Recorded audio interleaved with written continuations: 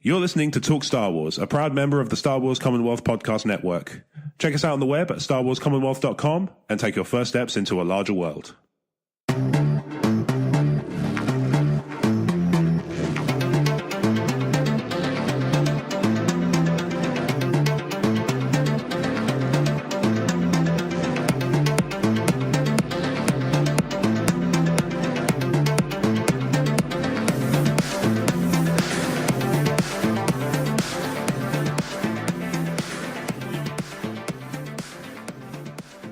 Hello there, and welcome back to Talk Star Wars, episode 165. I'm Rob.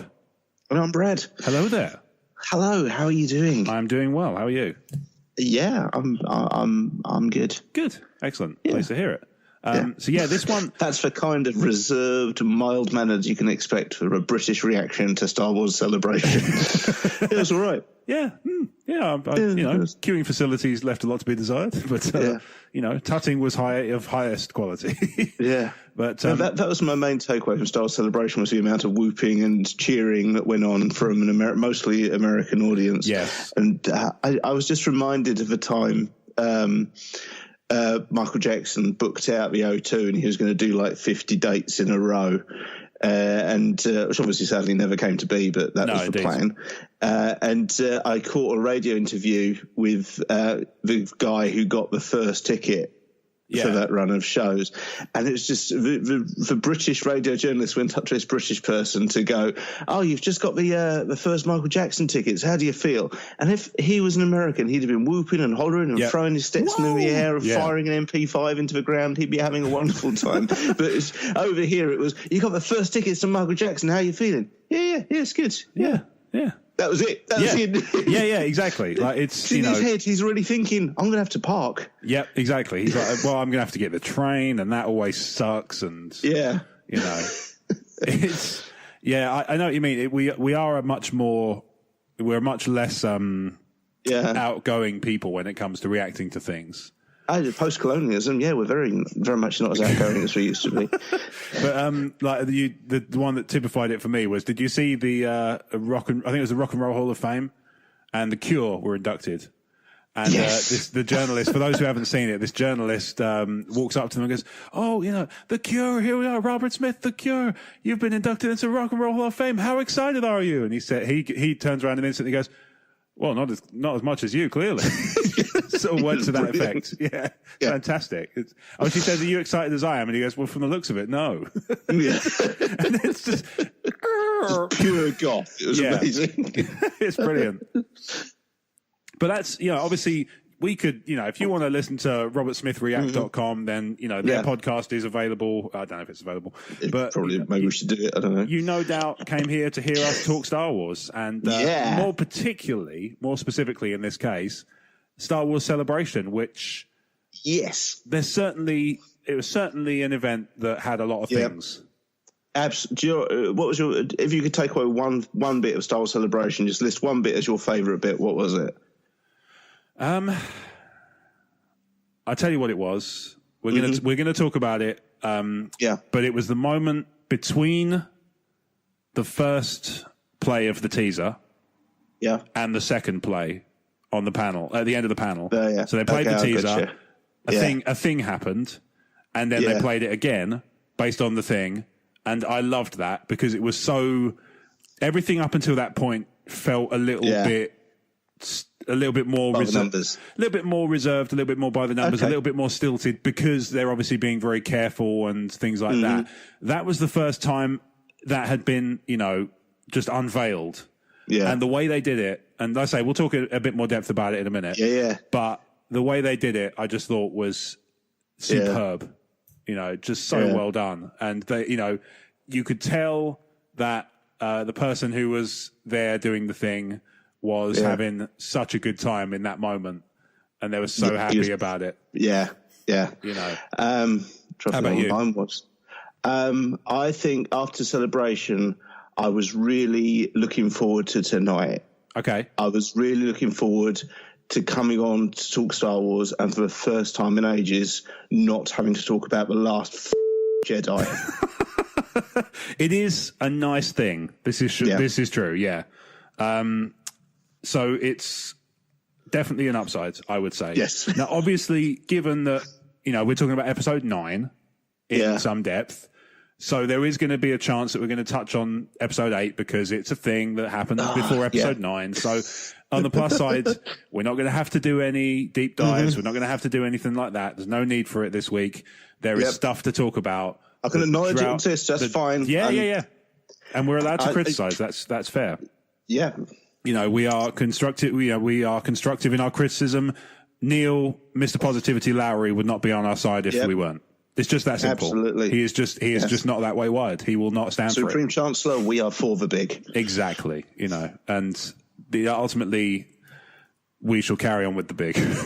So our first message, as is so often the case, comes from our probably most loyal, not to take away from our other listeners, but let's be fair, our most consistently loyal and frequent writer-inner, Knight of the Commonwealth, Vesuvi. Woo! And Vesuvi writes, thanks, Rob. Thanks, Brad. You're welcome, Vesuvi. Cheers, Phoebe. Cheers, Echoes of Bradley. There may be some Echoes of Bradley again this week, depending on how long we take to talk about other stuff. Depends how much reverb I put on. Well, this is true. That last week, I think we did a fair bit on the first go, so I think there's still some echoes left. The last time I checked. Cheers, Banter Menace Mark. I'm too wiped out to contribute additionally this evening. Surely I'll have more energy to do so next week. My day has been grueling, playing nursemaid to a recovering chum. But whenever I had a moment to spare, I'd watch a bit of the Celebration live stream and reactions to the episode 9 teaser. There was an episode 9 teaser? I kid. It's the first I've heard of it. Which have been invigorating. Overall, I loved it, like you knew I would.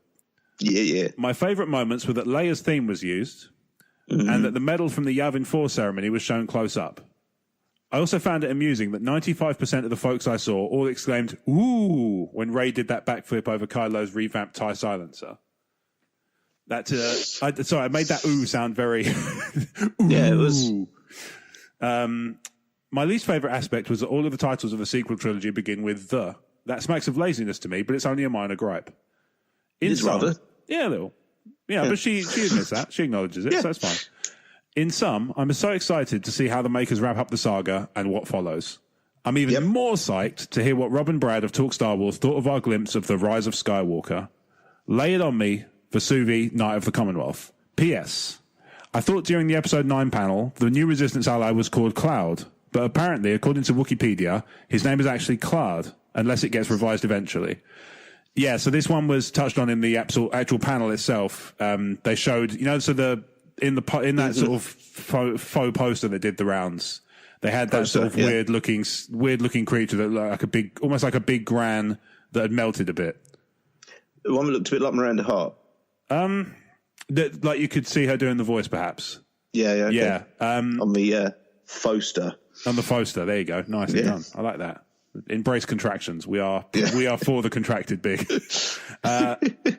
Yes, his name is Claude, and my understanding is it's kind of pronounced like Klard, like Claude, like probably a double A, I would guess, maybe. Yeah, I don't know. Sure. But yeah, sounds Scandinavian. That's how I kind of imagined it being pronounced in my head.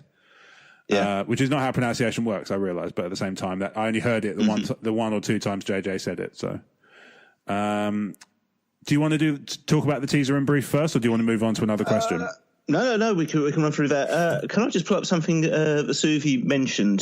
Sure. I also found it amusing, and 95% of the folks I saw all exclaimed "ooh" when Rey did that backflip over Kylo's revamped TIE silencer. Yes, I might be in a minority here, but that doesn't look anything like Kylo's TIE silencer to me. Hence the revamp. Also, it looks like a TIE interceptor to me. Well, there the silencer's got those. I'm trying to think how best to explain them. I think it's got those sort of wing divots at the front, like the interceptor. I think it's just got much longer side panels.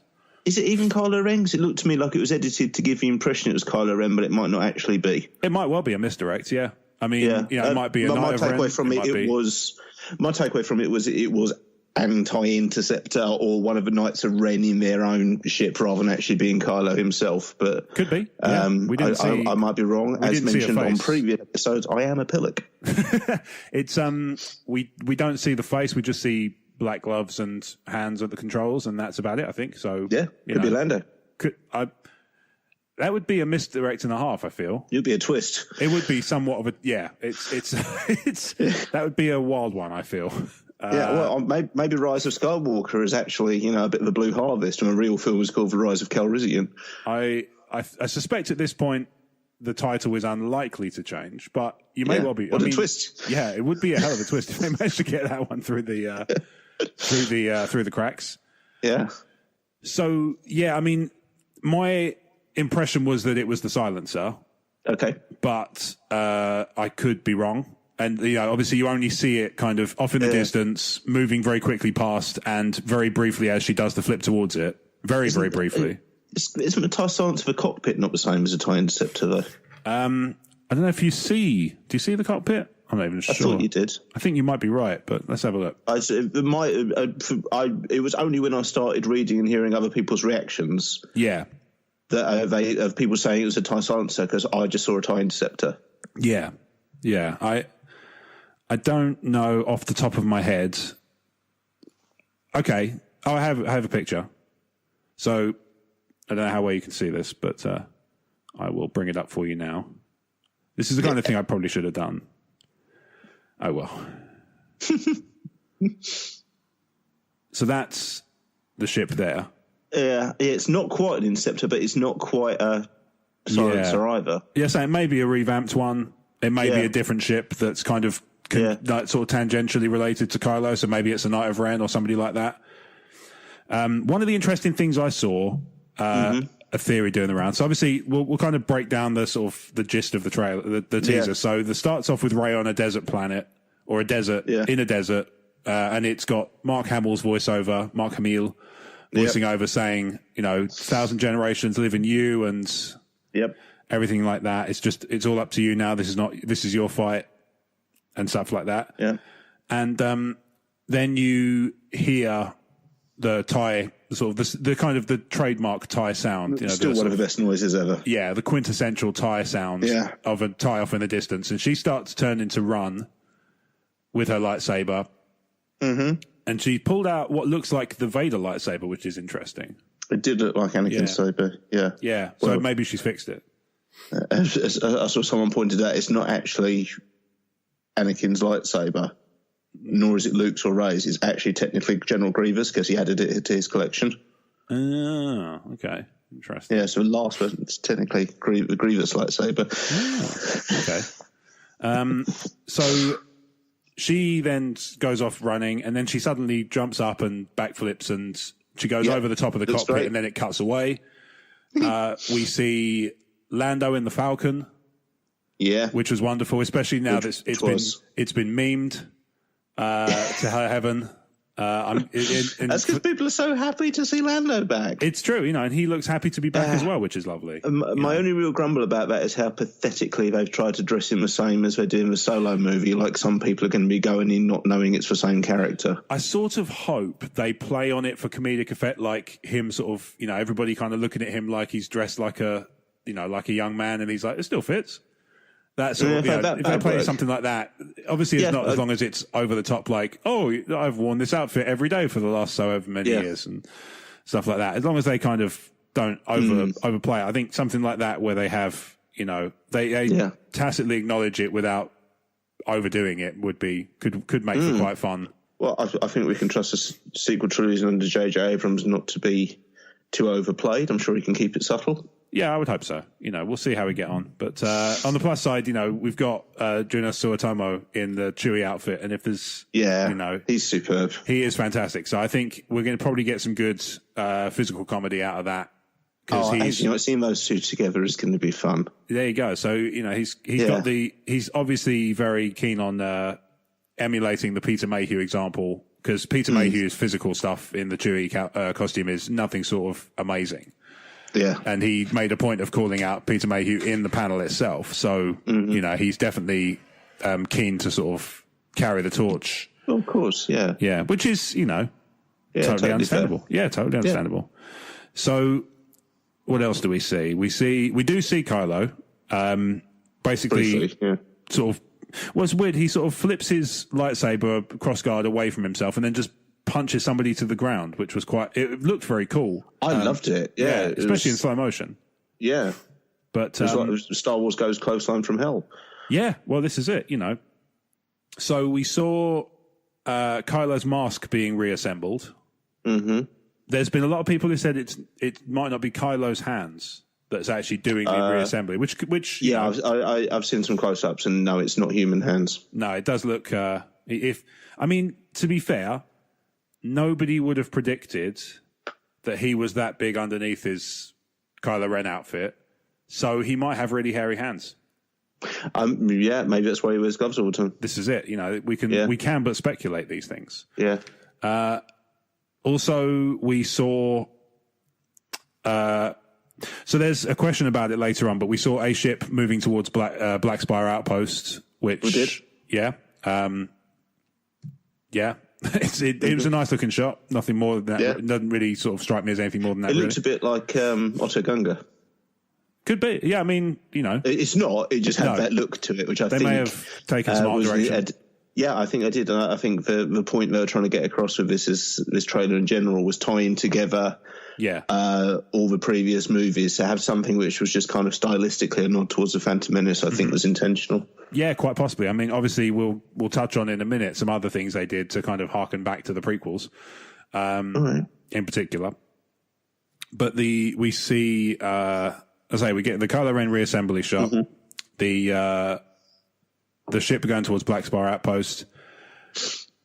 We do see like a kind of almost like a biker chase, which looks like they've got jetpack First Order troopers, which look quite cool. Yeah. They look pretty nifty. The big shots everybody's going to be talking about are the shot of all the main heroes looking out over what looks almost undoubtedly at this point like a piece of the Death Star. Yeah, that was another reaction I didn't really understand. Like I said to you, when people started going on about it being the TIE Silencer, I was like, was it? Yeah. When people started going, oh, do you think that was supposed to be a bit of a Death Star? I was like, yes, of course it was supposed to. Absolutely. Do you know how you could tell? Because it looked like a giant piece of the Death Star. Yeah, it does seem... I'm not allowed in panels. I'll keep that in mind if we ever get invited. I'll replace you with a puppet. I'll get one of those Avenue Q puppets or something. Can you imagine? The time of Barnes was ejected from the panel after hurling 8 bottles of iron at members of the crowd. Yeah, indeed. Well dressed as Tarkin. To be fair, underarm. Yeah, you could do a lot worse. I think that's fair to say. So they show the Death Star, and all the way through you've got the Mark Hamill voiceover. Yep, which probably won't be in the film because he's done that before. Yeah, it's true. I'm very much convinced that he will play some role in a non-corporeal form, unless we'll come to it in a sec. Okay. So the last line that he delivers is "Nobody's ever really gone." Yep. We cut to black. And then we hear a certain laugh that we haven't heard. We do. In General Grievous. Yeah, exactly. I don't know how you've come to that, but we get... There's our new motto, talk Star Wars. I don't know how it's come to this. So, yeah, we hear the laugh of Emperor Palpatine. We do. And we're going Dark Empire. We've since had it confirmed that Ian McDiarmid was on set. Mm-hmm. J.J. Abrams was amazed that nobody leaked it. Yes, it's really impressive. Yeah, especially as, George Lucas was on the set of Game of Thrones and everybody knew. Yeah. Which is odd, right? Yeah. You think it would be kind of equally significant that, Ian McDiarmid, bear in mind, he was on set for a reason. Although he did, when asked about it later, he did say that the laugh they used in the teaser is not new. It's an old one that they've reused. No, it's a sample from Jedi. Yeah.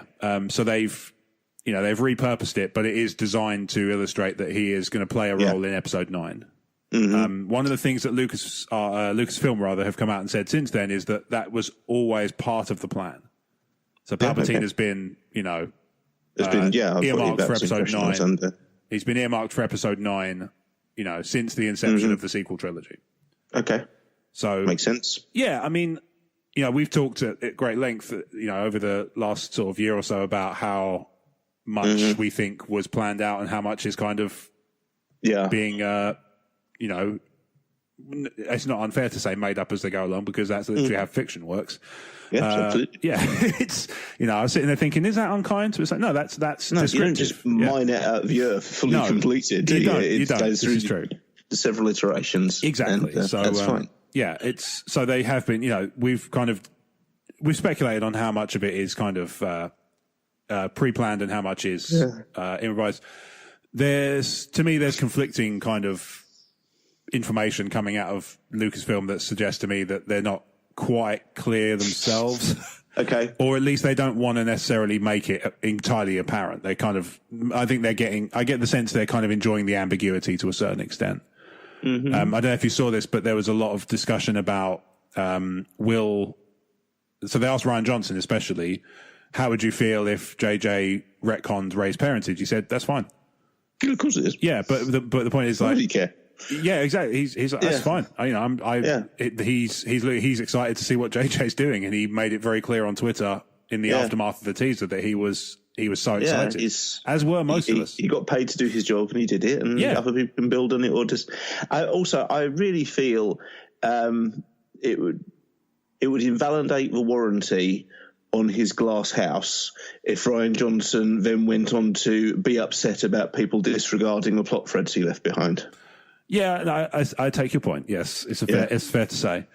We get the Emperor Palpatine laugh, and then we see so the teaser was the first time we'd seen it. The episode 9 title is The Rise of Skywalker.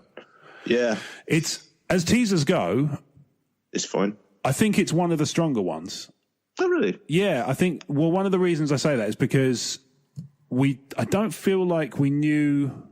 I felt like we knew the title of The Last Jedi before we saw the teaser. Now, maybe you're remembering that not entirely correctly. Right. I think this is the first time a teaser and the title have been revealed at the same time. Yeah. So I did wonder if they weren't going to do it.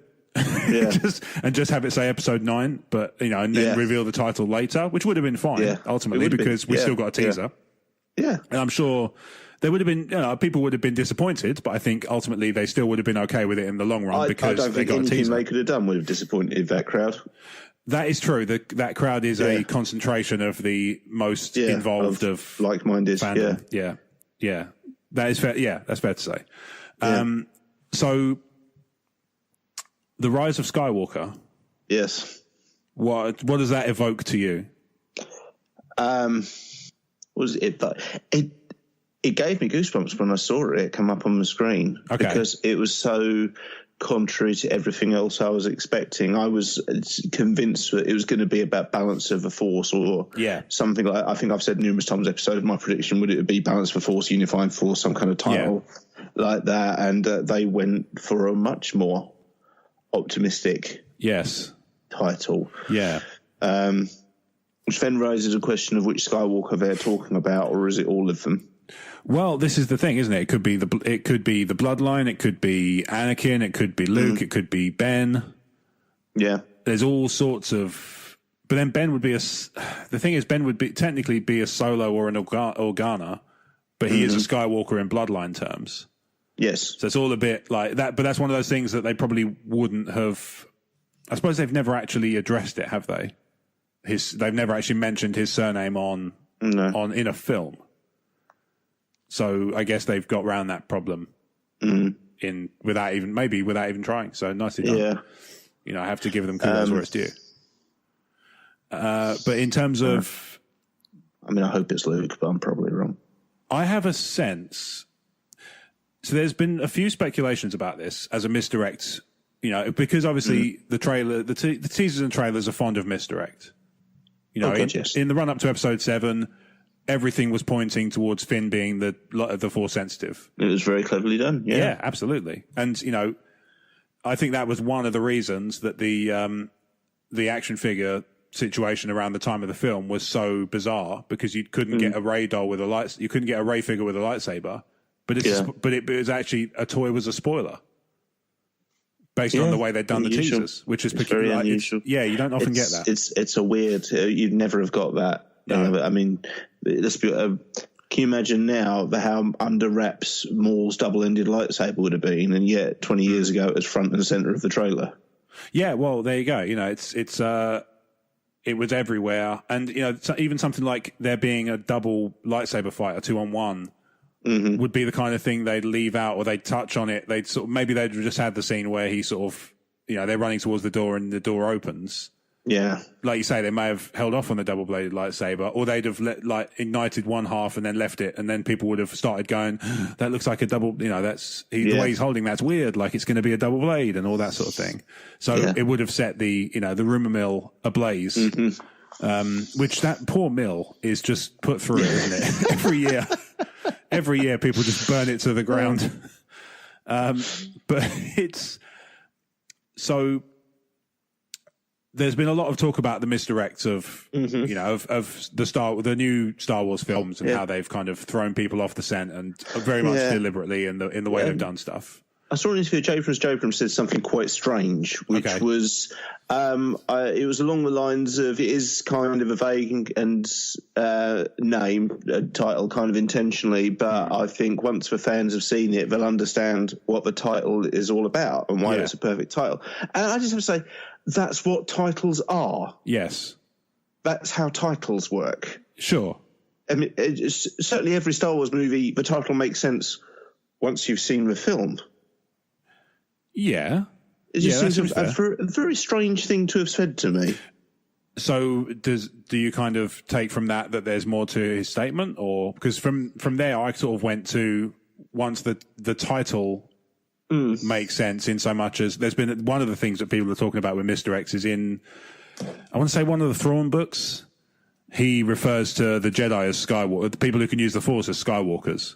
Yeah, allegedly that's kind of off in the outer rim. That's what, you know, in the unknown regions, that's what they call them. That's far too deep a pull, I think. Okay.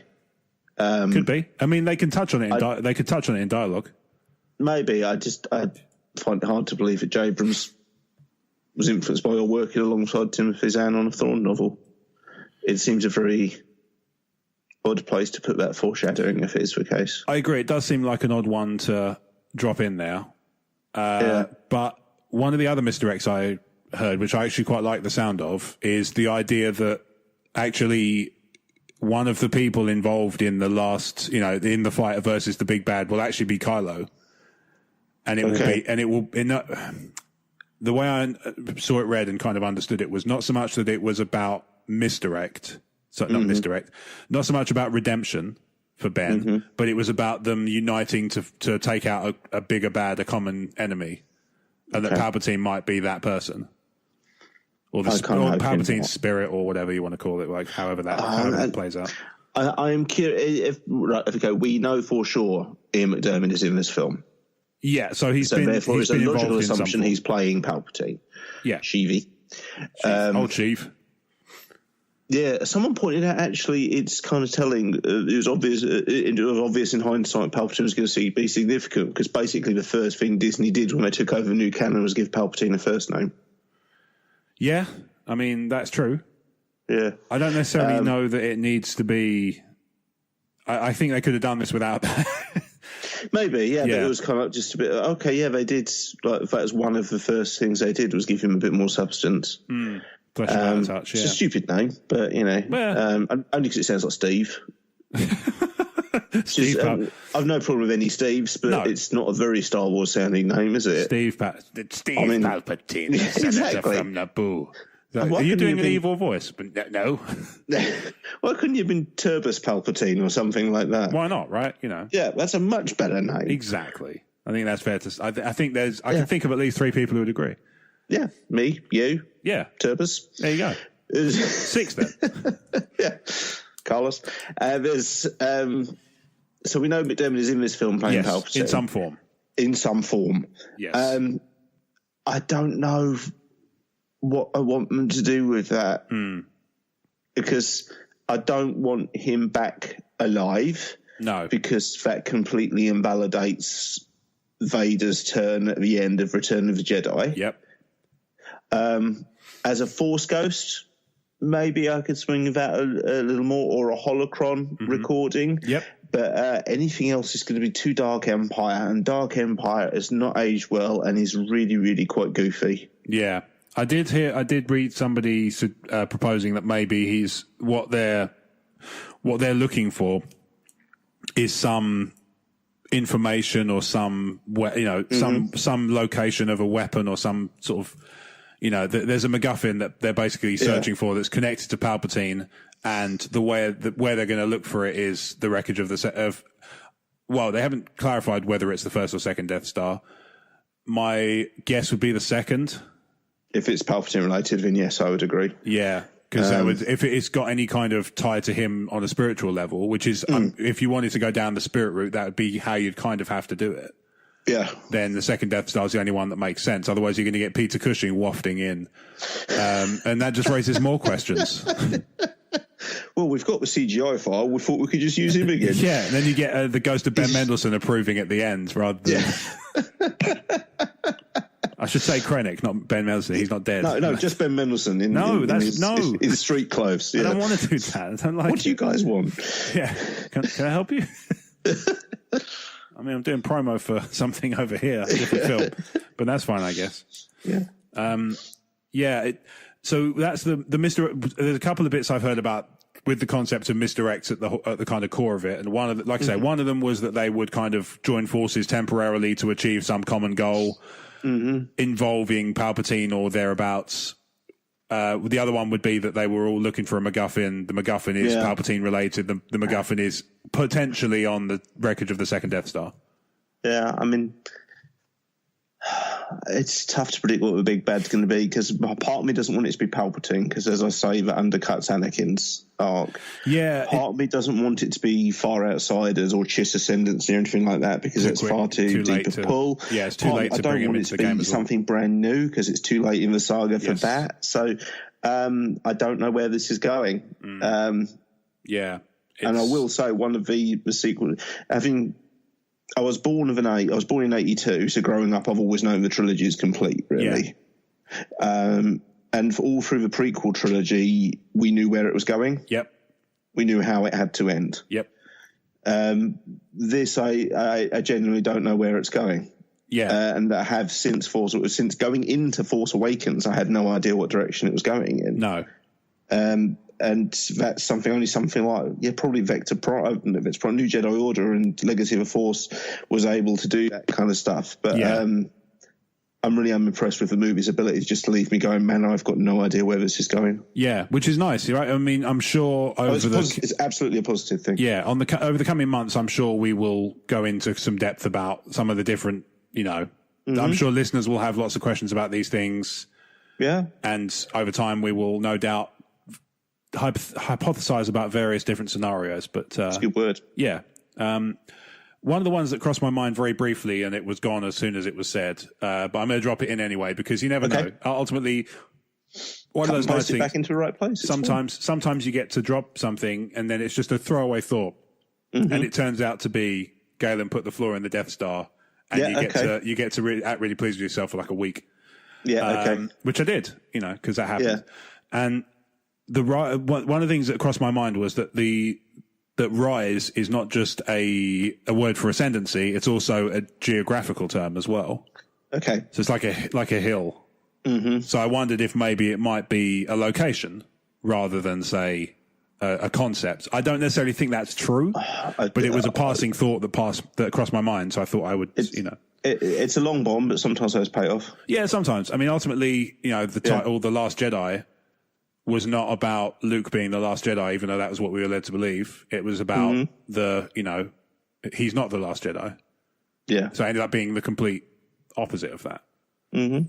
And, now we've got Rey and we've got Brimboy kind of off practicing his powers on the local... Who was noticeably absent from the trailer. Indeed, yeah. I wonder if there's something to that, Maybe he comes in at the end as a kind of Deus Ex Machina and just... By this point, sure. Comes into yakety sax. Yeah. But I think, it's... I say it was one of those things that just kind of crossed my mind. I don't necessarily think it's got any legs, but at the same time... You've got it banked. Neither does Maul, and he's awesome. Rights. So, Yeah. Not everything has to have legs to be amazing. So absolutely. Go. Yeah. But in terms of... So the title... You're positive on it? Yes, I mean, it's a good title. Yeah, I certainly think it's a good title in so much as it has me wondering, which at this stage is what I want. And titles are not Star Wars' strong point, generally. Yeah. The titles in and of themselves are usually pretty bad. Stuff like The Empire Strikes Back or Return of the Jedi was intentionally meant to ape 30s to 50s Saturday morning picture stuff. Yeah. That's kind of okay. Attack of the Clones is an awful title. So much so, there's that video of, is it Ewan McGregor? He's at the, I want to say he's at the Moulin Rouge premiere with Nicole, because Nicole Kidman's there, and I can only think of that as a movie they've done together. I think it was about right time. And the news drops while he's there, and he goes, "Is that what it's called? Wow, that's really quite bad." Yeah, you know, obviously he has no. And it's really, do you know what is actually quite possibly one of the worst, just purely as a title. Go on. One of the worst titles ever, Star Wars. Well, it's a terrible title. I mean, for the 70s, it's probably pretty much in line, isn't it?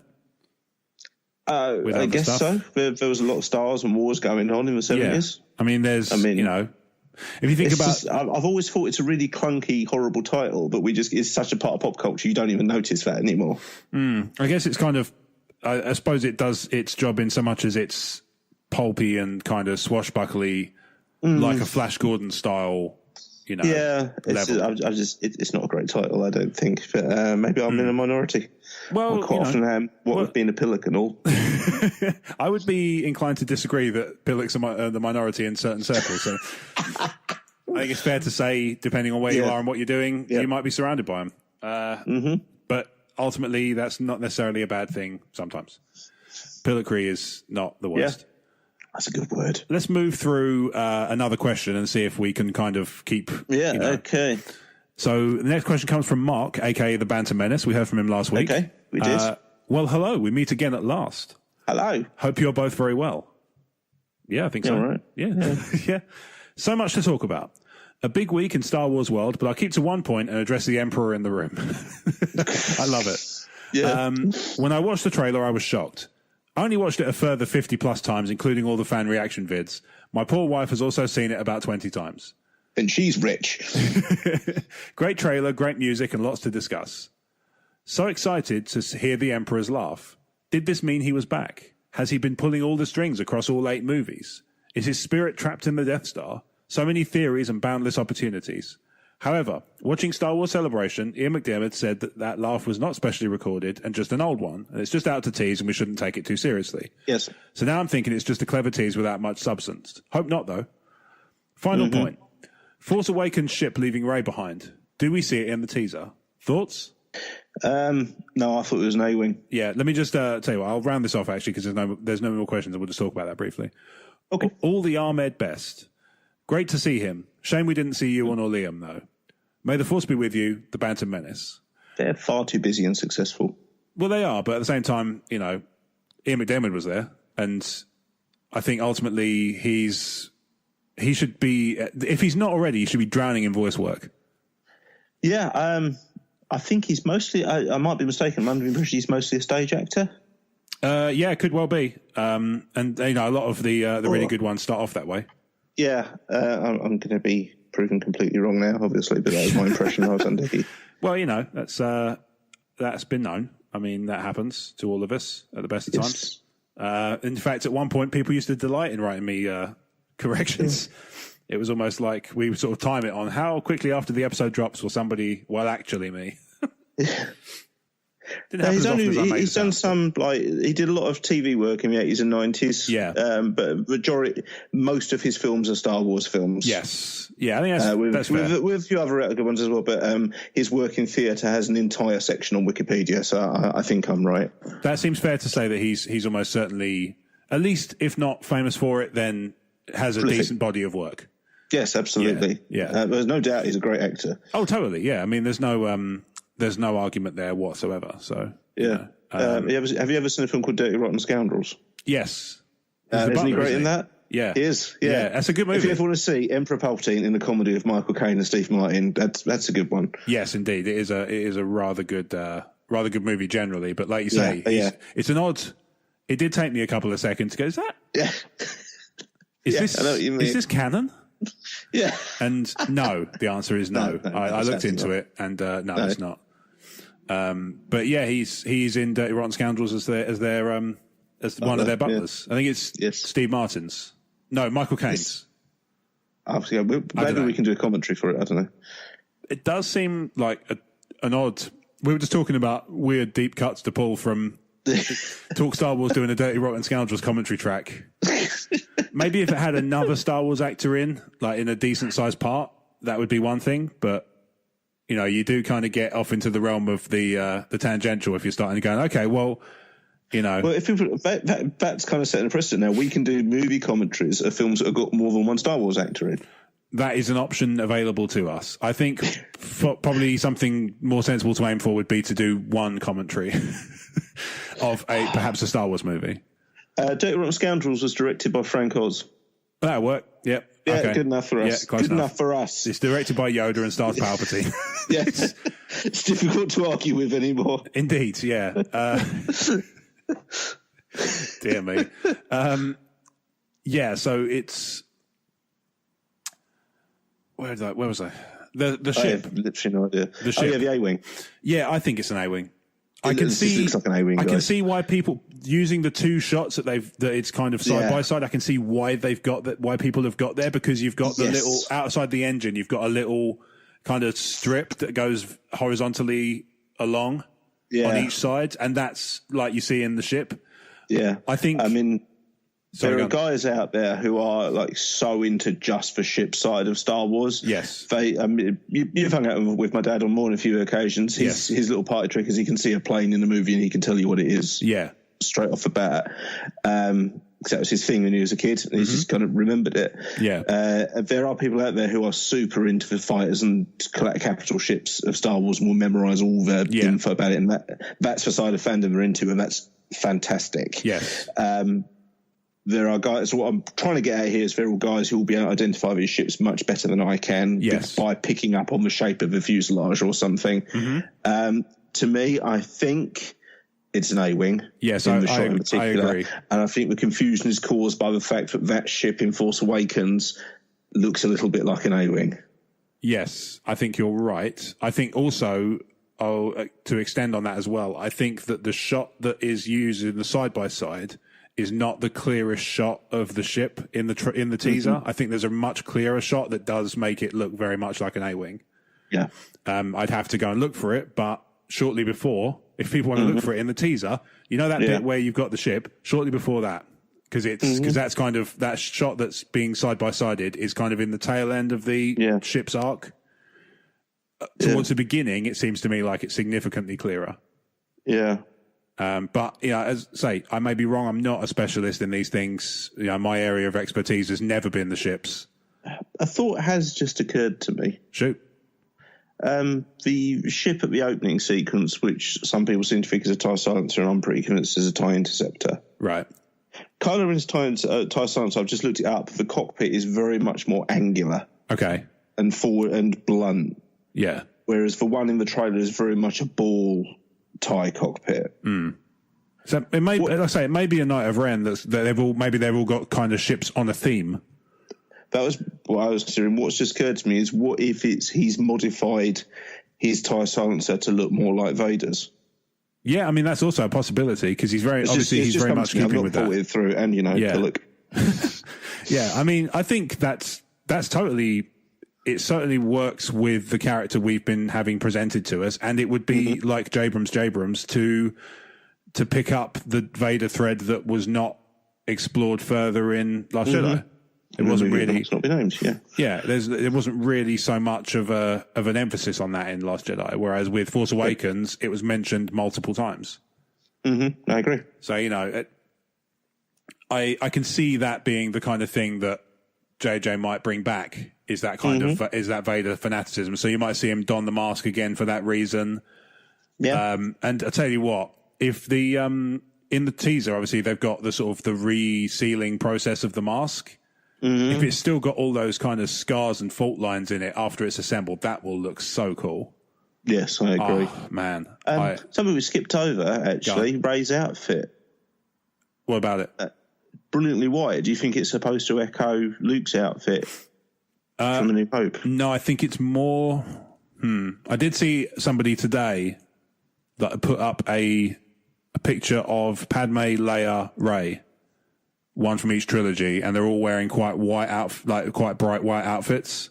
Mm-hmm. So it's Padme from Episode 2, I think, from Geonosis. I remember it well. Yep. Leia from New Hope and Rey from Rise of Skywalker. Okay. I have to get used to saying that. Yeah. Skywalker. Yeah, so I'm going to have to. I'm going to have to get used to saying that. It's just one of those things we're going to say it a lot over the next few months. Yeah, well, I'm sure we'll get there. Yeah. It's fair to say I think that's going to definitely happen because the film is being released. So yeah, for sure. We've just got to accept it. Yeah, I think I have this sense that they're going for a kind of symbology of, when they're on a mission, the ladies wear white. Okay. Do you know what I mean? Like that kind of, maybe that's that kind of, I'm down with it. How do they describe it? That kind of, there's something motif. That's a thread that's running through all the each trilogy. Motif, that works. Yeah. So, yeah, that's kind of my sense. But at the same time, you might well be right. It may also be kind of harkening back to Luke because obviously it's from what we understand, it's the same lightsaber. Yeah. So, it didn't quite look right at the bottom, but I don't know if that's just the fact that I don't know lightsabers either. It looks vaguely like General Grievous's lightsaber to me. Yeah. Could be. So, yeah, Mark didn't really leave any more clues on this one in terms of where his head's at. He clearly enjoyed the teaser, otherwise he wouldn't have watched it 50 plus times. So that's definitely a good sign. Yeah, it's hard to watch something you hate that much. Batman Forever. Yeah, I guess. It's the thing, I don't even hate it, but it's definitely a movie that I don't like much that I've watched loads. Which is weird, right? I can't think of a movie that's like that I've seen that many times in the same way. That's true. There's not many movies putting aside stuff, movies that are so bad they're good. Yes. The stuff is just crap and you've seen it a lot. No, it's pretty uniquely Batman Forever, actually. It is, isn't it? Yeah. It exists in its own genre, even. Yeah. So bad it's bad, but not bad that you can't enjoy it bad. Yeah, man, that's hard. No, that's going to be my challenge for next week. Think of another movie that compares to that. Nice. Well, I look forward to hearing your thoughts. We know you don't. I wouldn't have you on if I didn't. So our next message comes from Arthur. And Arthur writes, "Hello, gentlemen." Hello, Arthur. I have a few questions for you. We have a few answers. Hopefully. Do you think Kylo knows the Emperor is the puppet master? And if so, is it the Emperor he's talking about when talking to his grandfather about finishing what he started? The opening scene of the trailer is supposed to make us think Kylo is after Rey, but could it be a misdirect? She turns abruptly away and ignites her saber. Are they charging together towards an enemy and she's hitching a ride? The look on her face gives a thought that she was alone, but then sees him returning to join her, which makes her turn around. Thanks, fellas. Arthur. See, I hadn't thought about this. Oh, that is a hot take that I quite like. Yeah, it's quite good, isn't it? So the idea that then she thinks he's gone off and left her alone to fight something, and then actually he comes back Millennium Falcon style. Yeah, he's coming back, and then she's like, "Oh, cool!" And then she hitches a ride on the fighter, and then they go to wherever they're going. Yeah, that's kind of cool. Yeah, I'm down with that. Yeah, I don't. If it now to so much that it's not in the movie, I'm going to complain. If it's not in the movie, we riot. And that's for you, basically. Arthur. Yeah. So, on the first point, this is the worry I have about Episode 9, and this occurred to me almost immediately after watching the teaser 2 or 3 times in a row. I was sitting there thinking, well, I was on a train, so I had limited amount of time, so I could only watch 2 or 3 in a row. Yeah. I was sitting there thinking about it, and I'm sitting there thinking something is. I mean, I enjoyed the teaser. I thought the title was really good. It all got me, and it basically fired my brain off into multi-ball mode, where it just, all these threads explode, and I have to methodically work my way through them. Otherwise, and actually, in a way, it was kind of good that we didn't have it drop while we were recording, because you would have heard me doing. Like that old Sesame Street, counting to 12. if you've seen it. The worry I had after hearing Palpatine laugh and everybody going, Palpatine's back, is that it would not only undermine Vader's redemption, but it would undermine the only thing Luke has ever done of any... Well, Death Star 1, I get it, is arguable. Yeah. But it's probably the most significant thing Luke has ever done, and it would be a form of subtle erasure. And I like my erasure handled with a little respect. They had a couple of good songs that was it's, so that was my worry, is that it's kind of, it unpicks a thread that I thought was pretty comfortably resolved. Yes, I mean, I said something similar earlier about how it would kind of remove Anakin's redemption as well. Yeah, exactly. Yeah, I'm fairly sure they won't do that, because if this sequel trilogy and J. Abrams' work in particular is founded on anything, is on love and respect for the original trilogy. I would hope so too, but I've seen, I don't know, there's just this worry I have that's kind of nagging away at me, which is just that obviously there were a lot of people who didn't enjoy the arc that Luke went down in, that Luke had evidently been down between Return of the Jedi and Last Jedi, let's say. Yeah. So people weren't happy about that. And I thought, well, these are not going to be, these fans are certainly not going to be happy if you then turn around and go, we hear what you're saying. So what we're going to do is we're going to also undo probably the most impactful thing he's ever done that nobody believed could be done. The Sith didn't believe it could be done. The Jedi didn't believe it could be done. He turned the most, one of the most evil people away from the dark side in the history of the galaxy. Yeah. And the worry I had is I didn't want to kind of to get even further down that route of like, you thought you didn't like Luke's arc before. Yeah. Now we've gone and retroactively changed history so that he's even less effective. Yeah, that's what that whole train of thought is what leads me to believe that won't be the case. I agree. I think, the more I think about it, the more likely I think it is that he's going to play some part in it, but it won't be necessarily... I can see him playing a Force Ghost with about as much impact as Bane has in Clone Wars, to be honest. Yeah, probably. I think... I don't think he's going to be a significant plot device because, as you say, his legacy, perhaps. Yeah. Something else he was working on or working towards, perhaps, but him and of himself. Yeah. I'm not... I'm willing to be surprised and proven wrong, but I don't believe that's the road they go down. I broadly speaking, I agree. It's just that nagging feeling is in the back of my head and just won't quite go away until the movie comes out. Yeah, okay. So I've just got to keep it on check and not go on any murderous rampages. Piece of cake. I've done it before. Yeah, twice. Yeah, exactly. I mean, the other times were flukes, and ultimately we shouldn't have to worry about those too much. I think. Yeah, I did but find I like his idea about riding around on the back of a TIE fighter. Yeah, I also liked the notion of if you look at it from the point of view of the Emperor being the big bad and Kylo being, not his fan. Then him saying "I'll finish what you started" would be the eradication of the Emperor from the galaxy. I was just about to say that. Yeah, which is kind of nice. Yeah, I'll finish what you started. Shut the Emperor down the shaft. Yeah, exactly. I mean, maybe not as literally. No, it would have to be a very metaphorical one that didn't have a pit. I'll finish what you started. C-3PO.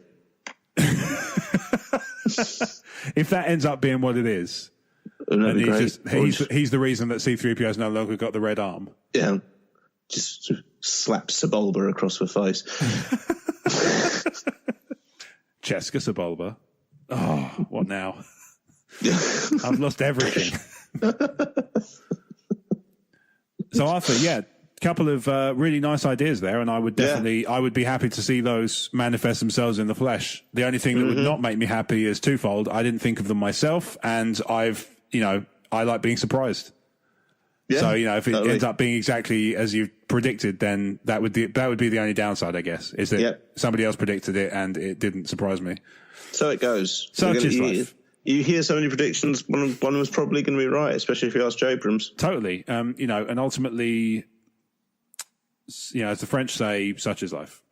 Yeah. So our next message comes from Derek. Okay. And Derek is taking a slightly different direction on this one. Hello again.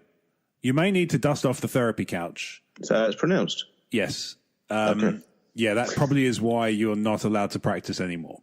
Because I just finished binging... As you well know, it's a reason. Yeah. I just finished binge watching The Clone Wars.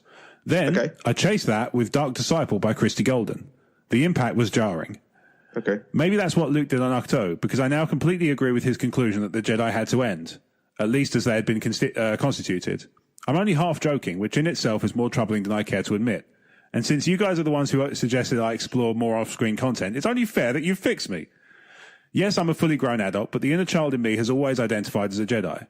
They were heroes I defined in a very simple manner. A brave and honourable good guy willing to do the hard things for loved ones. Cutting a corner here and there was tolerable so long as you stayed on this side of the line. The Jedi Council crossed the line. Frankly speaking, between what they did to Ahsoka and the mission they gave to Voss, my inner child is very conflicted and torn. Shame on all of them. Palpatine is undoubtedly the greatest Sith, but really? Thank goodness for Caleb Doom and Rebels. From scrolling through your episode titles, I could not tell if you reviewed Dark Disciple by Christy Golden. If so, please let me know. How did The Clone Wars and Dark Disciple impact your opinion of the Jedi? Conflicted and confused. Again, Derek in Denver, Colorado. Okay. P.S. Okay, do you want to do the post? Yeah, I'll do the first one first because it's not got any relevance to. Okay. So, P.S. Vesuvi's passionate commitment to carry the torch is very uplifting. She is an island of reason and inspiration. I completely agree. Yes, indeed. So, Clone Wars and Dark Disciple. Yes. Do they have a? I have seen every episode of the Clone Wars, and I have read Dark Disciple, but it's been a few years, so my memory is a little hazy. Also because of brain injury. Well, but that's not directly related to the Clone Wars. No, indeed. It's the Tartovsky one, right? It's not canon anymore. I guess. I'm not really sure where to take this. So Derek's kind of feels disillusioned with the Jedi not being quite the heroes we were led to believe. Yeah. In the original trilogy. They're not. They are flawed, and that's kind of a large part of the point of the prequel trilogy. We see them as flawed as early as Phantom Menace and Qui-Gon's reaction to them. Yeah. They are overconfident. They are stoic. They are fallible. And the Clone Wars is a major tipping point because part of the tragedy of this war is a supposedly monastic peaceful religion being press-ganged into serving as generals in one side's army. Yeah. It's I think you're supposed to feel the way you're feeling. I don't know that the story is wrong or that your interpretation is wrong in any way. I think that is supposed to be your takeaway from the Clone Wars and Dark Disciple, that these guys who you were ostensibly told were the heroes was only from one point of view. Yeah. So you think...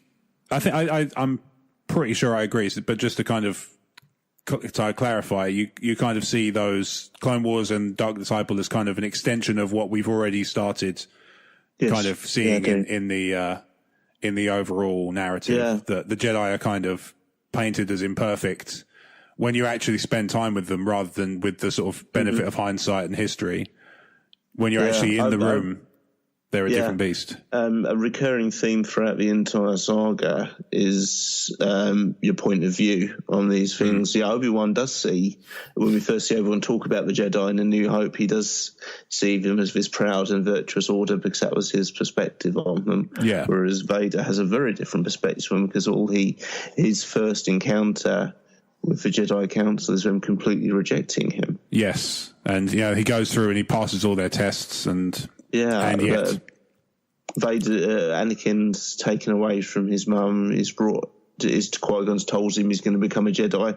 He stands in front of a Jedi Council who refused to train him, and then the only Jedi who did stand up for him gets killed. Yeah. That's the start of the dark path. Yeah, because, like you say, I think it's fair to say there is probably a little bit of blame to be laid on Qui-Gon, because if you don't know they're going to say yes, you probably shouldn't promise.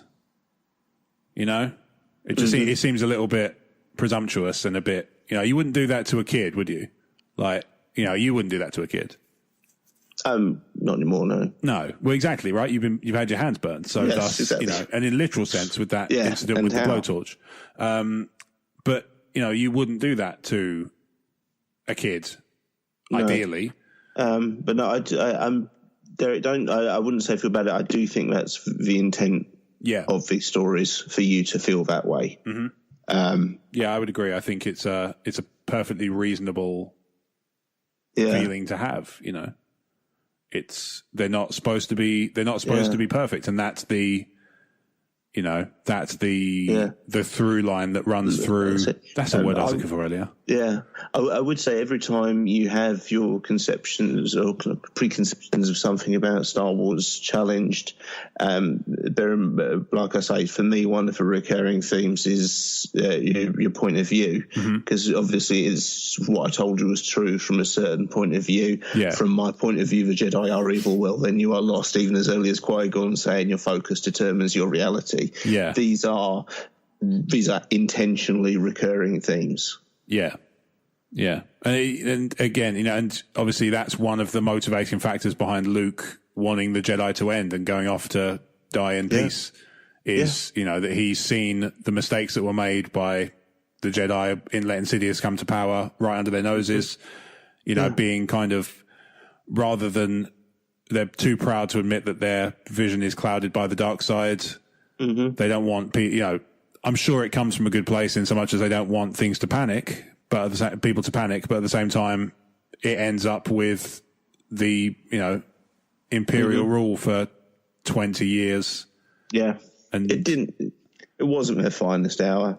No, it's fair to say, I think that is reasonable. So, yeah, speaking from my experience of Clone Wars and Dark Disciple, I've not, I have to say, seen every single episode of Clone Wars. I'm familiar with the Ahsoka storyline, and I have read Dark Disciple. In fact, I don't feel like it was that long ago. Okay. And I remember that. I don't necessarily remember that having the Jedi come off particularly badly in and of itself, but when you combine it with the Clone Wars and the prequels, I think it kind of certainly builds to a bigger picture. Yeah, I think it probably was in there, but I'd kind of already picked up on that motif earlier, whereas maybe Derek had interpreted it in a different rate or a different way that I did. Maybe, or indeed just, just not seen it to the same level, to the same degree. Yeah. But, like I say, the conflict is understandable, and the conflict is pretty much what you'd expect. And, obviously don't feel bad that you feel that way. It's pretty much what they intended for you to feel. Yeah. So Derek has a PPS. Okay. Just my 2 cents. Palpatine isn't alive. The MacGuffin is a never-seen-before hollow. This preserves the significance of his death. Yeah, I'd be fine with that. Yeah, likewise. I think where I would worry that they would undo Return of the Jedi, which would not go down well. No, I could see them discovering an old hollow, making reference to Operation Cinder, which could send them down a different path. That's true, yeah. Obviously in Battlefront 2, you have those droids, right, that kind of carry the Emperor's instructions. Yeah. So maybe they find one of those? Yeah. Or something like that. I saw a wonderful tweet, which I think it was from Celebration. Someone had rigged up a mouse droid as it rolled forward, the lid popped open and a porg popped out. Oh, that's adorable. Yeah, but I think we should retcon that every single mouse droid you see in Star Wars actually has a porg inside. See, I feel like that sort of takes away from their cuteness and likability. Porgs or mouse droids? 6 of 1. Yeah. Little from column A, to be honest. Yeah, okay. Yeah, and I think there's room in cuteness terms for both. Yeah, totally. Speaking of cuteness, did you see the little droid they sort of put together for episode 9. It's almost like a little megaphone on wheels. I thought it looked like the Pixar lamp. Yeah, it does a bit. I think that's probably a design choice designed to evoke, Yeah. But apparently its name is Dio. Oh. And that droid that they brought on stage at the panel was not in the film. They used, wires and trickery and stuff, but then they made, once again, the robotics people made a droid that they could actually remote control onto the stage, because it's so cool. I love when they do stuff like that just because they can. It's kind of the ethos of invention, isn't it? Yeah. I can do this, so I should. Yes, absolutely. And I will. And it worked. I will finish what you started. Exactly, yeah. Somebody left a half droid. Somebody left a Pixar lamp droid design on the thing, and they went, "Ooh, I'll finish this." Yeah.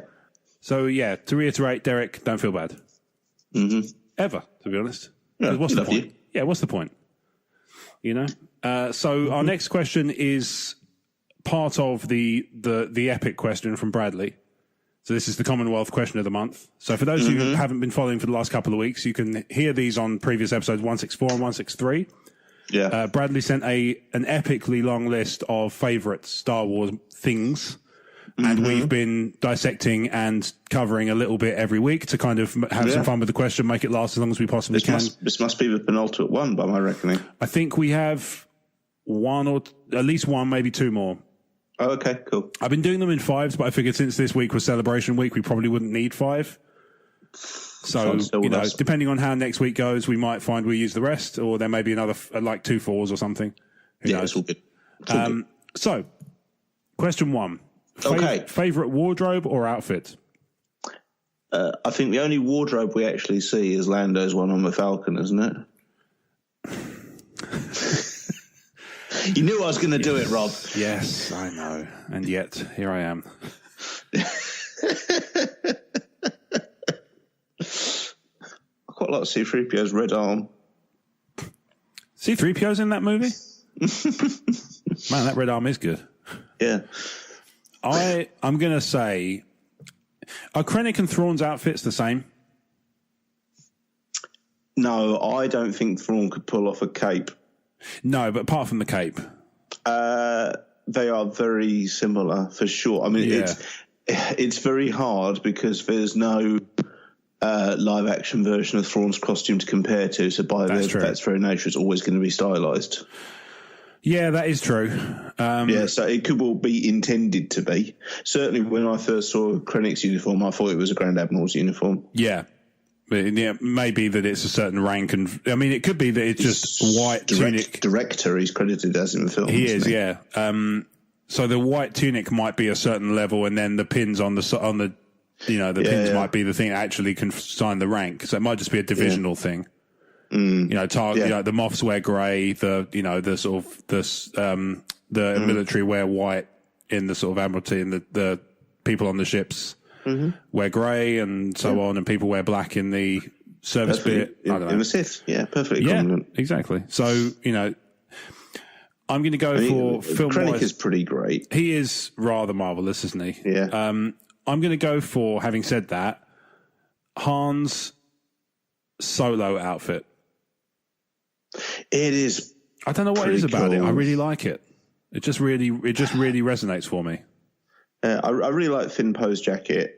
Yes, that is pretty cool. My brother has a replica, and I'm kind of annoyed he got one before I did. Yeah, I can see why you might be, because it's awesome. Yeah, it is cool. And obviously we all love Blake. Yeah, so that's a double whammy. Yeah, it's basically the Oscar Isaac effect. It's like, oh, that cool person's wearing a jacket, and and John Boyega, to be fair, I don't want to take him out of the equation. No, totally. He's worn the jacket more recently, I would say. Yeah. Oh man, it suits him. I mean, I'm worried I'm going to say something, and something blindingly obvious is going to be staring me in the face. Well, we can do it. There's going to be a couple. We'll have a couple of these conversations. So it's not something I'd wear. Okay, but I love Sabine's Mandalorian armor. That is very cool. Yeah, I like Mandalorian armor in general, but Sabine's one is especially cool. Her coming out for Legion, because that is going to be horrible to paint. Yes, at least to make look nice. it could be very, very tricky. There's a lot of blending required, which I'm not the best at. No. What you want to do is watch a lot of Bob Ross. Bob Ross is like the master of blending. If he's ever done any miniature stuff, you're all set. But I don't think he did. I found out because I was painting up Jyn Erso this week and discovered when I try and blend skin tones on the face, it ends up looking like Homer's makeup shotgun. That's not going to go down well for... I mean, Sabine's probably more made up than Jyn, but not by much. Yeah, I might invest in a very, very small airbrush. Yeah, maybe. That's what she uses, I guess. I guess so, yeah. Yeah, no, I love Sabine's Mandalorian armor. That is a good choice. Yeah. So I'm going to stick with the Han outfit from Solo, just because I don't know what it is about it, but it just works for me. I think it's just it's the Han swagger with a more modern sensibility behind the design. That's all. Maybe, yeah. In terms of, so if you had to pick a Jedi or Sith outfit, who's your pick? Well, they're all a Jedi or Sith outfit. Yeah.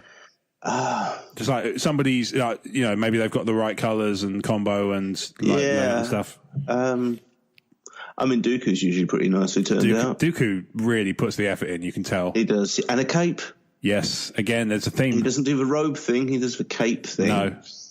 I'm not too sure about Darth Maul's kind of ruined by the trousers, I feel. Well, they take care of that in episode 1. Well, they do, but it's a bit Aladdin villain pantomime trousers. Yeah, they're very puffy, billowy. Yeah, billowy. That's a better word. Yeah, I'm not sure it's a word. No, billowing is certainly a word. Billowing is, yeah. We're getting into semantics here. Literally. Yeah. Oh man, I like Jedi Luke's black outfit. Yeah, I've never realised this until I went to see the Identities exhibit where they have it on display. It's actually it's black and dark grey. Very, very, very, very, very, very, very, very dark blue. No, it's actually it's mostly black, but there's also quite a bit of dark grey as well. But you don't really see that in Jedi. It's not really that obvious. No, sometimes stuff like that is because of the lighting. Yeah, I think it's more like you notice it much more in the Jabba's palace. Yeah, especially on the sail barge because obviously the light's much better. I know that's often the trouble cosplayers have is trying to colour match. Yeah. Like that. Certainly Aliens cosplayers, because the lighting in the Aliens movies is some of the best cinema has ever seen. Yes. But I have a friend who was a Colonial Marines cosplayer, and he was saying, although the armour and the gun in the film is kind of black, if you look at production shots, it's actually like this olive khaki look. And he said, when you're making a prop, you have the choice. You can either make screen realistic or set realistic. He says you can't do both. Yeah, and so the alien suits are actually in real life are brown. They're like cockroach brown. Oh, really? But they look blacky, blue, purple when you see them on screen. Because of the lighting. Yeah, so that's probably intentional costume design on the part of whoever made Luke Skywalker's outfit. It had to work in certain lighting situations. Yeah, I suppose so. Or if it was just all black, it would just look too black, somewhere like the second Death Star, maybe. Maybe that's the problem, yeah. I mean, I think I do get the sense that on Endor's Forest Moon, he's much more. He's reduced his outfit down to basically just a black jumper and black trousers, pretty much. Yeah, it does seem like he's dressed a lot lighter for Endor, maybe because of the climate. But then if he's on Tatooine and he's wearing layers, I mean, he should know better than anybody. That's not a good idea. No, black is not a good choice. No, indeed, it's for Tatooine. No, it's not a great choice. No, when it comes to that. Why was he just passing out and just kind of... That's amazing if he just got heat stroke on the plank and just tipped into the Sarlacc. Got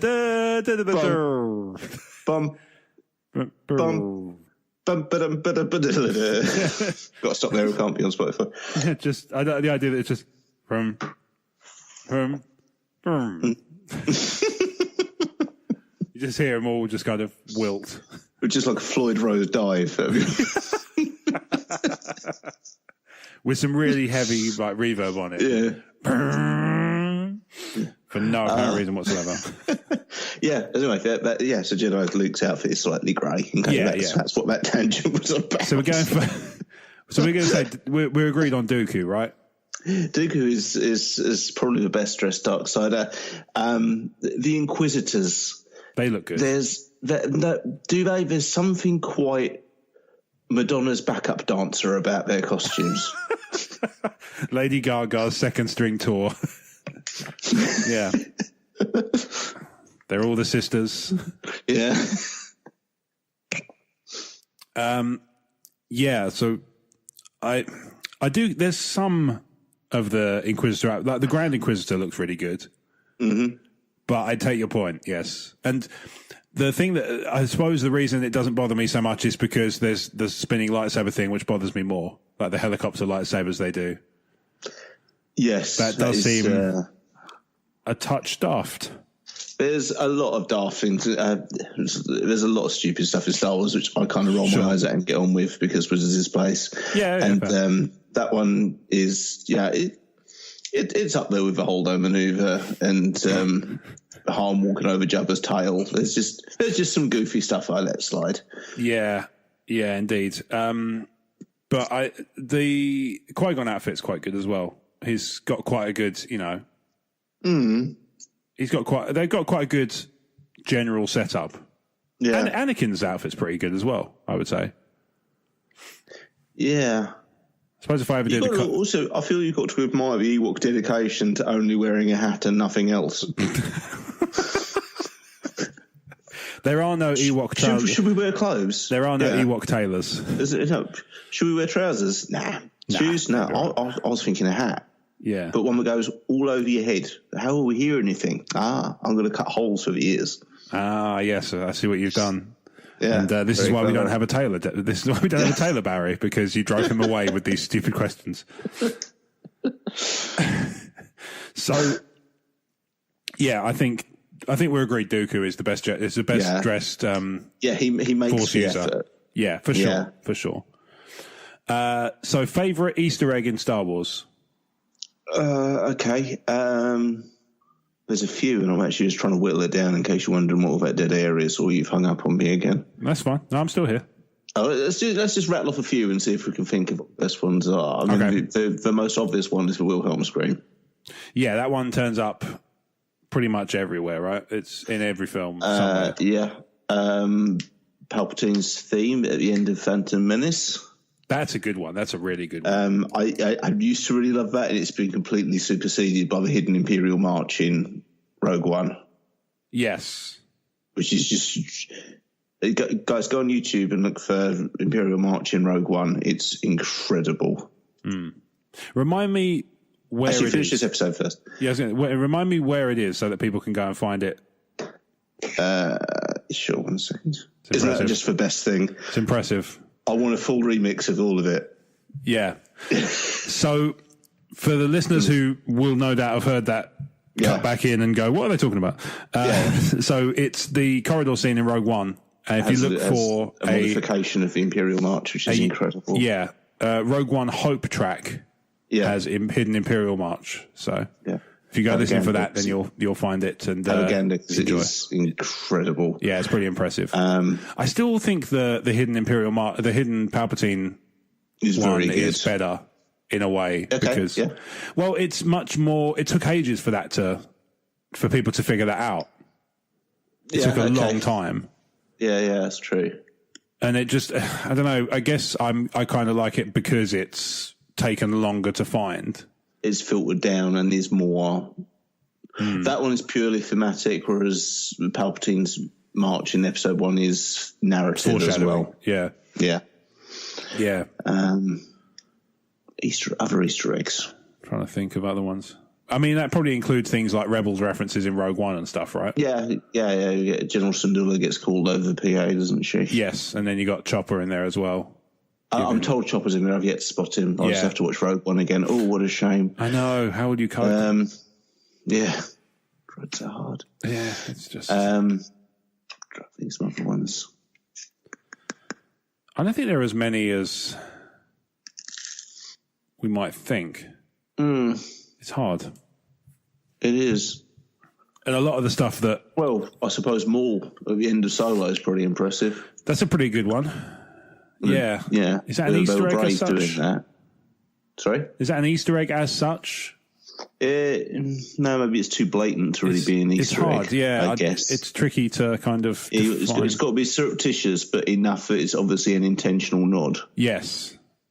Trying to find a good kind of definition that we can work with.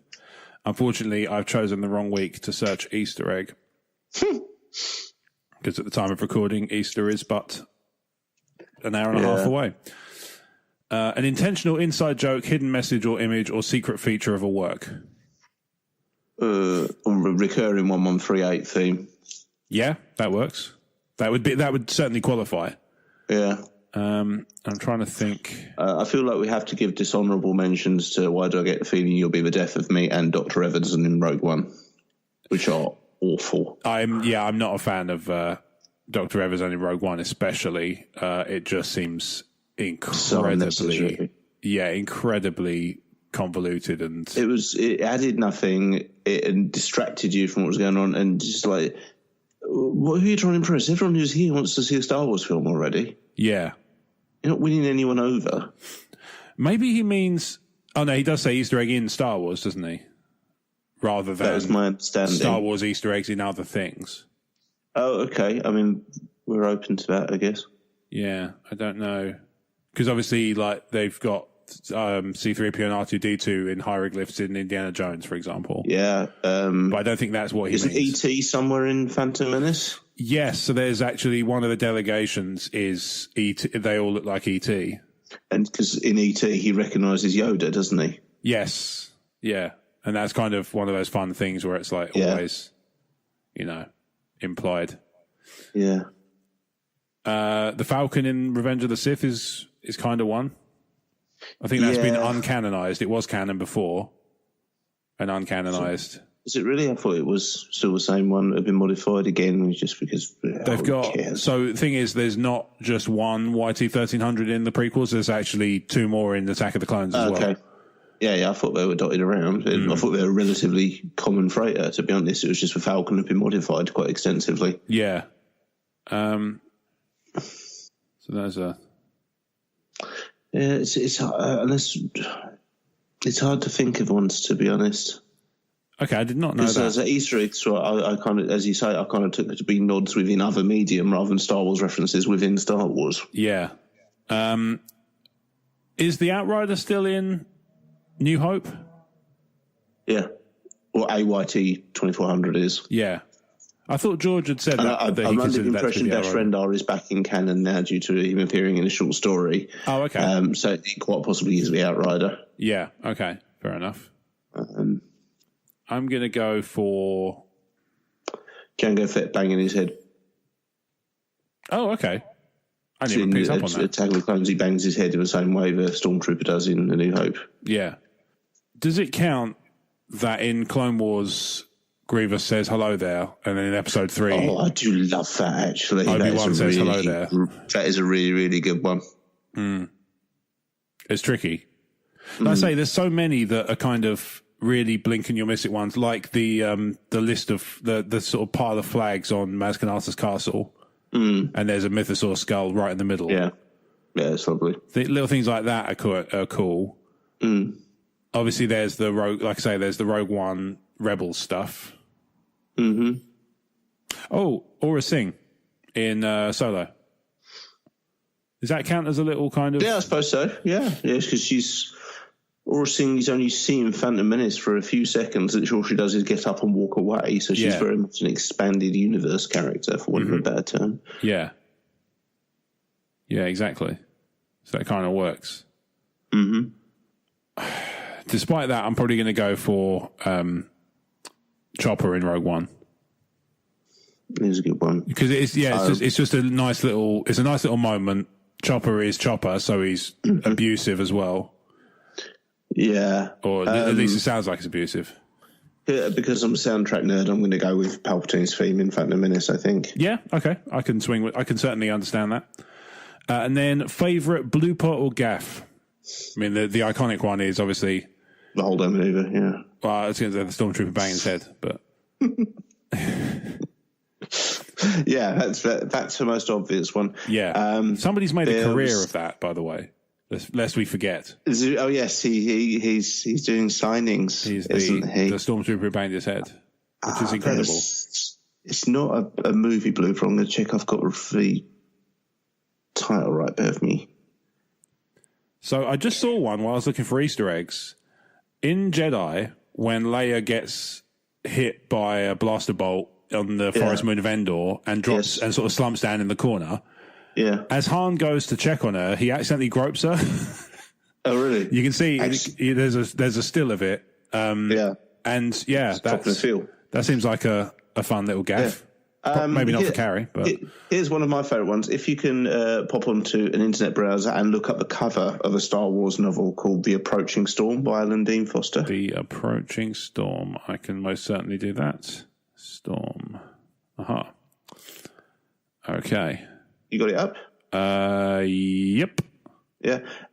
Due to a photoshopping error, Anakin's holding his lightsaber by the blade. So he is. Yeah, that's got a smart, isn't it? Yeah.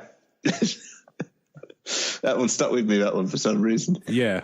And obviously Obi-Wan is asking you to stop in the name of love. Yes. It's not the best cover. It's not the best. As I understand it, it's not also the best book.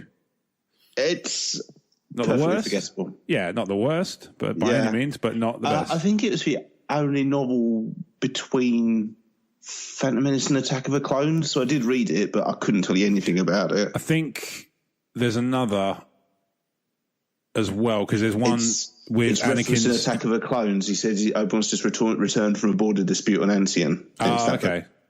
Yeah, so there's a book in the same search. I found one that was I didn't catch the title, but it's got a young Anakin, like Jake Lloyd looking Anakin on it. Yeah. Which is set some years before Approaching Storm. Oh, okay. So there might have been 2 or 3. Oh, okay. Yeah. That's fantastic. So at the end of Empire Strikes Back, Luke escapes the fight with Darth Vader by dropping down a chute and catching himself on a scaffolding. He does, yes. He convinces the Falcon to come back around. Yeah. Maybe they should have shot it further away, because when Lando opens the top hatch of the Millennium Falcon to rescue Luke from the scaffolding, there's a shot where it's clear that he's been replaced by a plastic action figure to fit the size of the model ship. I'm going to have to go back looking for that now. Yeah, that's a good one. Because that's pretty hilarious as gaffs go. Yeah. C-3PO forgetting who Princess Leia is.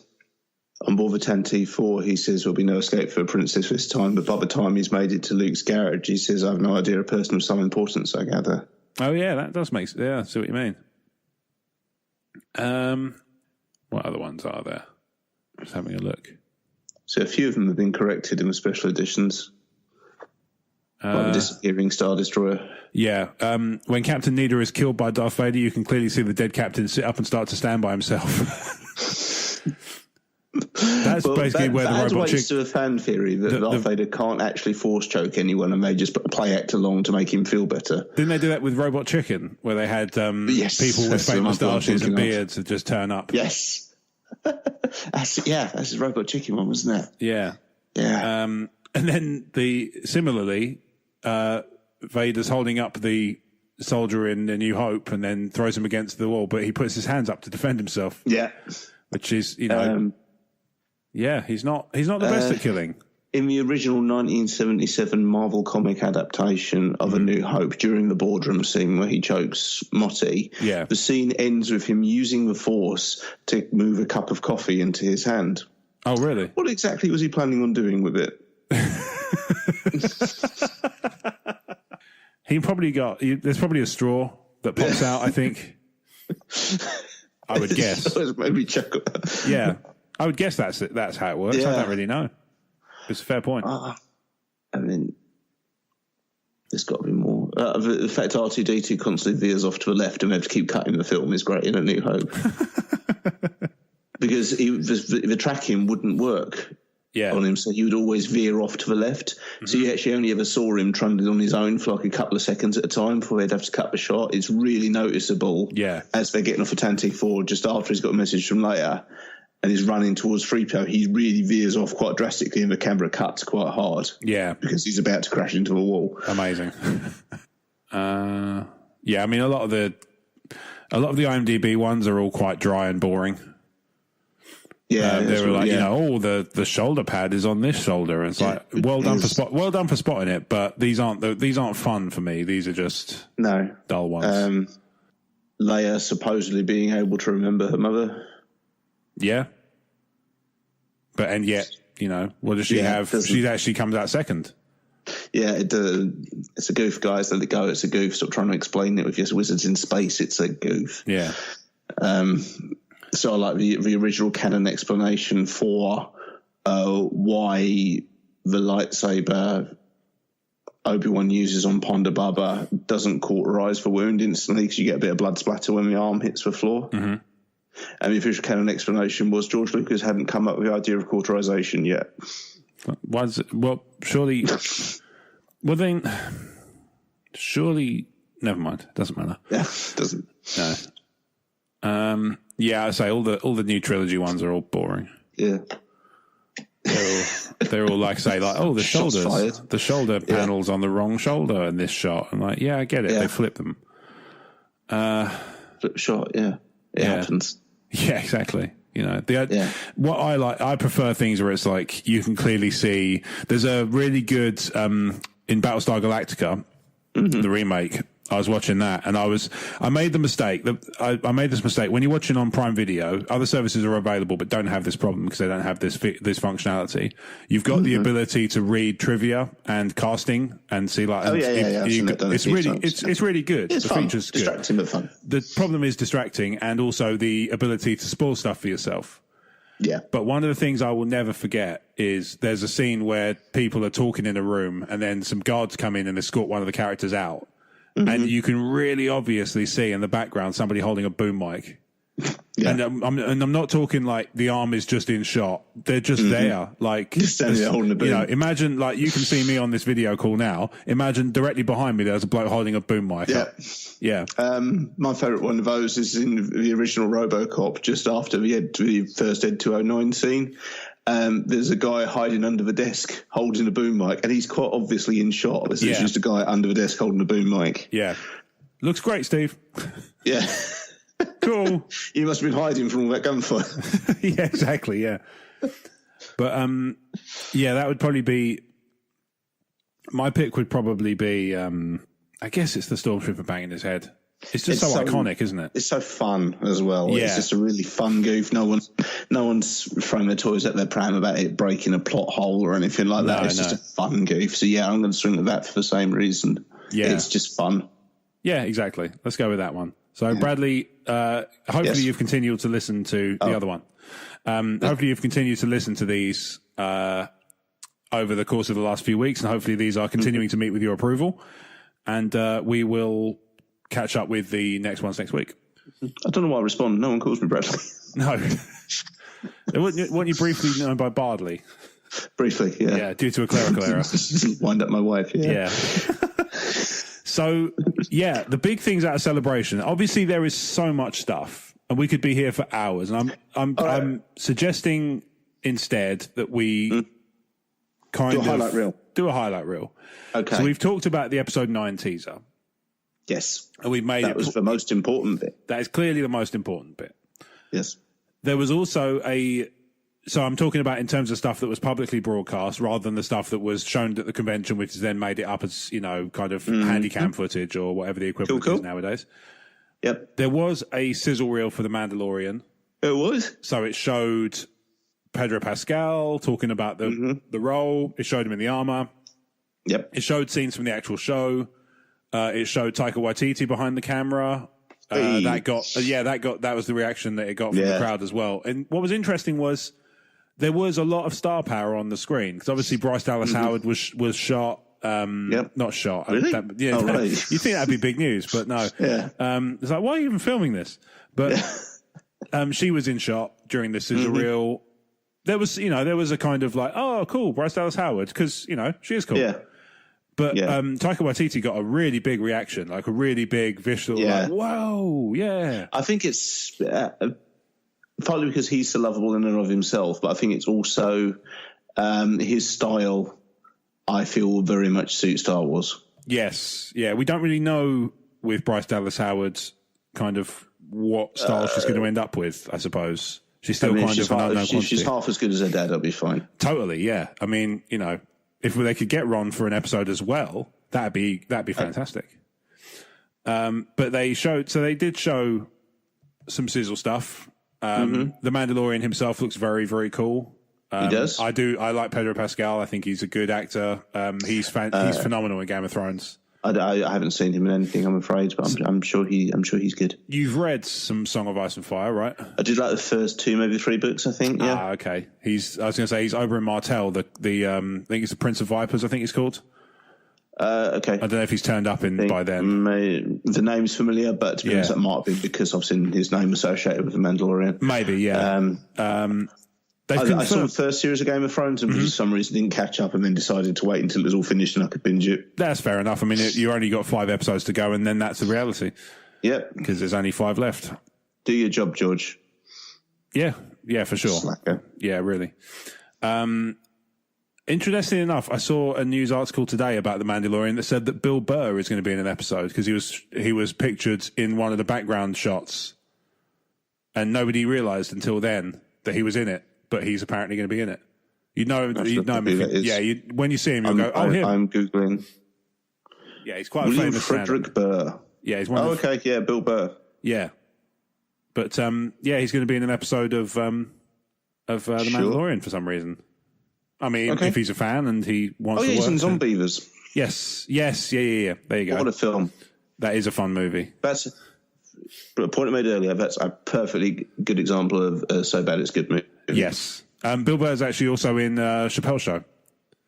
He's a recurring sketch character. Yes, of course he is. Yeah. Yeah, okay. Yeah. Because he tells Samuel L. Jackson off for yelling at him. Yes. No, I can't stop yelling because that's how I talk.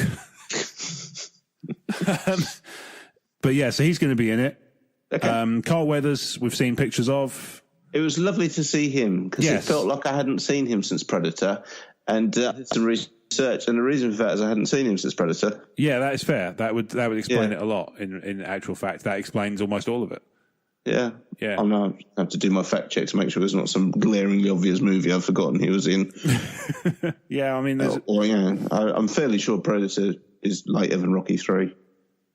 I don't know. Also, just because it's later, he was an NFL footballer. I've learned something today. Oh, right. So, but then also, just because you've not seen him in stuff doesn't mean you Rocky 3 might have come out after, but it doesn't mean you saw it in that order. No, I haven't seen him. If it's a Happy Gilmore he was in, I don't remember that. Oh yeah, okay. He's done. I feel like he's done voice work. He plays Carl Weathers in Arrested Development, apparently. That makes sense because he's Carl Weathers. Yeah, that's what he does. And he's a voice of Jax in Mortal Kombat 10. Maybe that's what I'm thinking of. Yeah. DLC voice and likeness is the official credit. That seems fair. No, so I think it's fair to say I haven't seen him in anything since Predator. That is also that's fair enough. I'm glad he's doing well. Yes, indeed. And there needs to be more Predator Star Wars crossover. I would go for that. I mean, he's the only one I'm aware of. Unless we count that trailer Topher Grace edited. Nothing springs to mind other than that. Gina Carano was in the... Stan Winston, obviously. Yeah, that's fair. Yeah. Gina Carano was in the trailer. She looks pretty cool in her role. Pedro Pascal looks... Let's say, everybody looks excellent, and it looks like it's going to be a good time. So yes, absolutely. I'm sure it will be a blast. It's Disney Plus. We're all very excited about. Yeah, I mean, the rumbling is that we're going to get it in early 2020, which is earlier than I expected, given the usual gap. Yes, because I don't know why they can't just do a worldwide release, but yeah, I don't know. It's probably some weird, obscure licensing thing about deals with TV or something like that stops them from doing it. But so give it to the end of July. Most of the UK will be using VPNs anyway.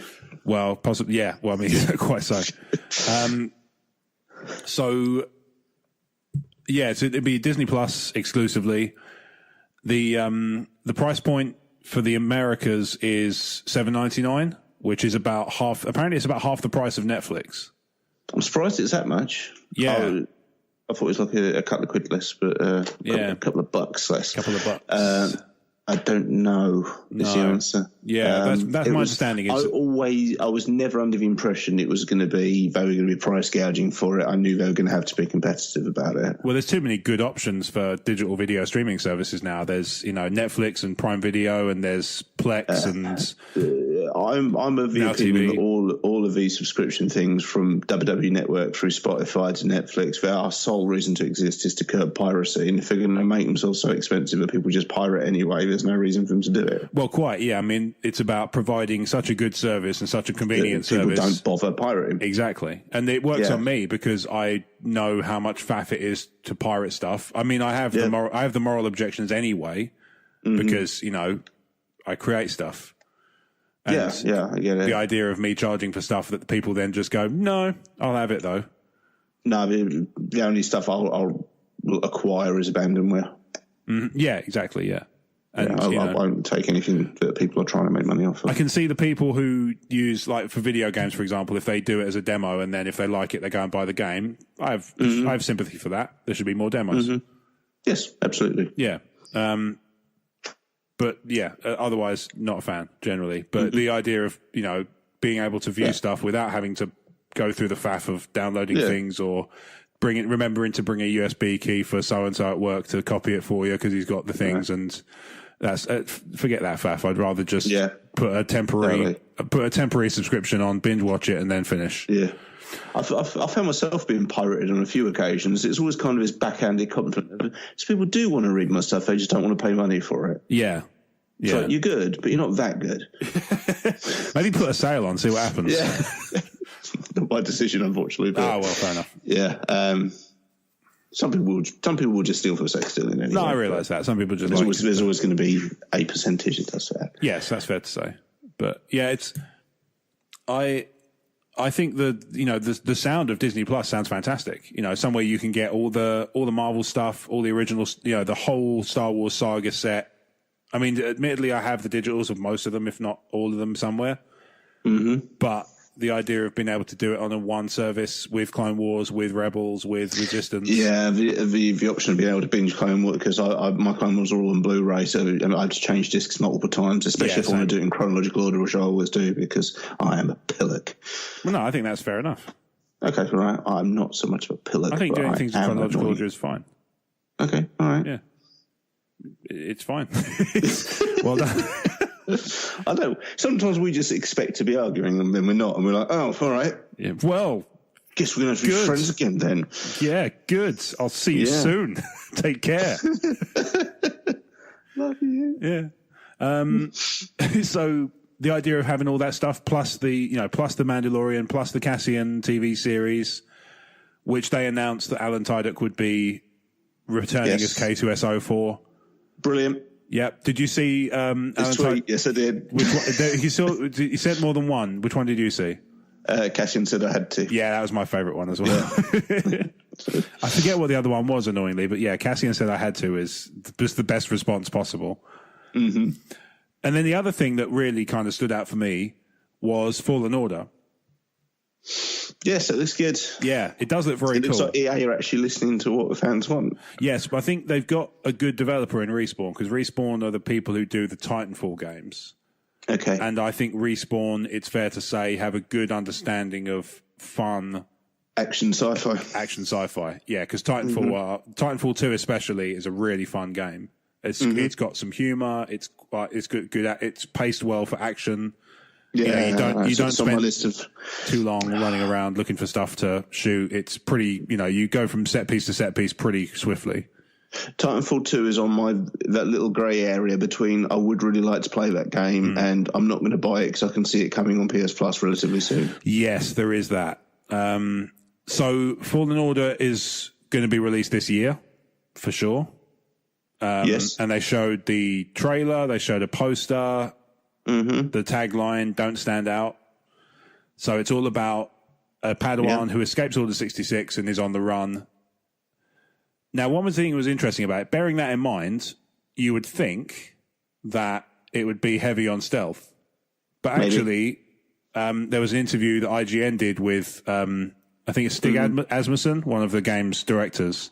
one of the high-ups in the game, and he said, I heard that from a couple of people, and I can understand why, but no, stealth isn't something that we're featuring in the game, Asmussen told IGN. You can jump into a situation and negotiate the battle the way that you want. There's a lot of choice in how you come across your enemies and take them down. You could potentially, if you wanted, sneak around and not get the AI's attention. I guess that's technically possible. It's not something we're openly encouraging. We want the player to have fun, and the power fantasy of having a lightsaber and force powers and stealth doesn't really fit into that or this game. So it sounds to me like the stealth parts are going to be cutscenes, and possibly the actual game part is going to be the next bit, which is I'm good with that. One of my favorite part of the Force Unleashed is not the bit where you don't use your lightsabers. I could see the stealth bits working like for chasing quick time events from Until Dawn.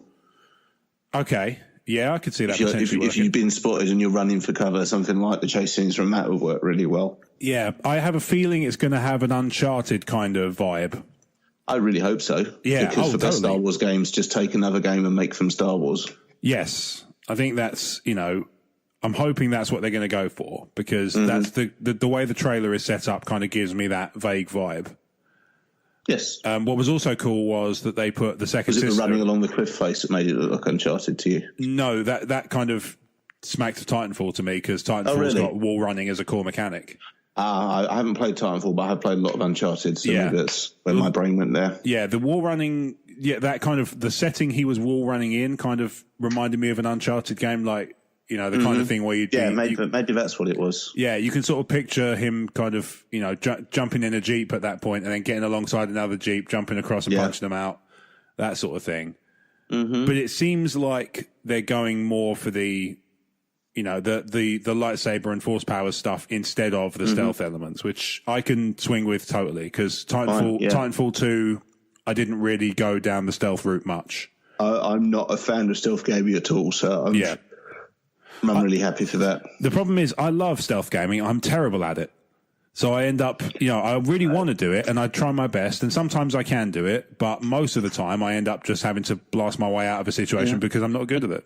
Yeah, I don't mind stealth bits in games, but I'm not a fan of entirely stealth. Something like Splinter Cell would be total anathema to me. I would never be able to get into that.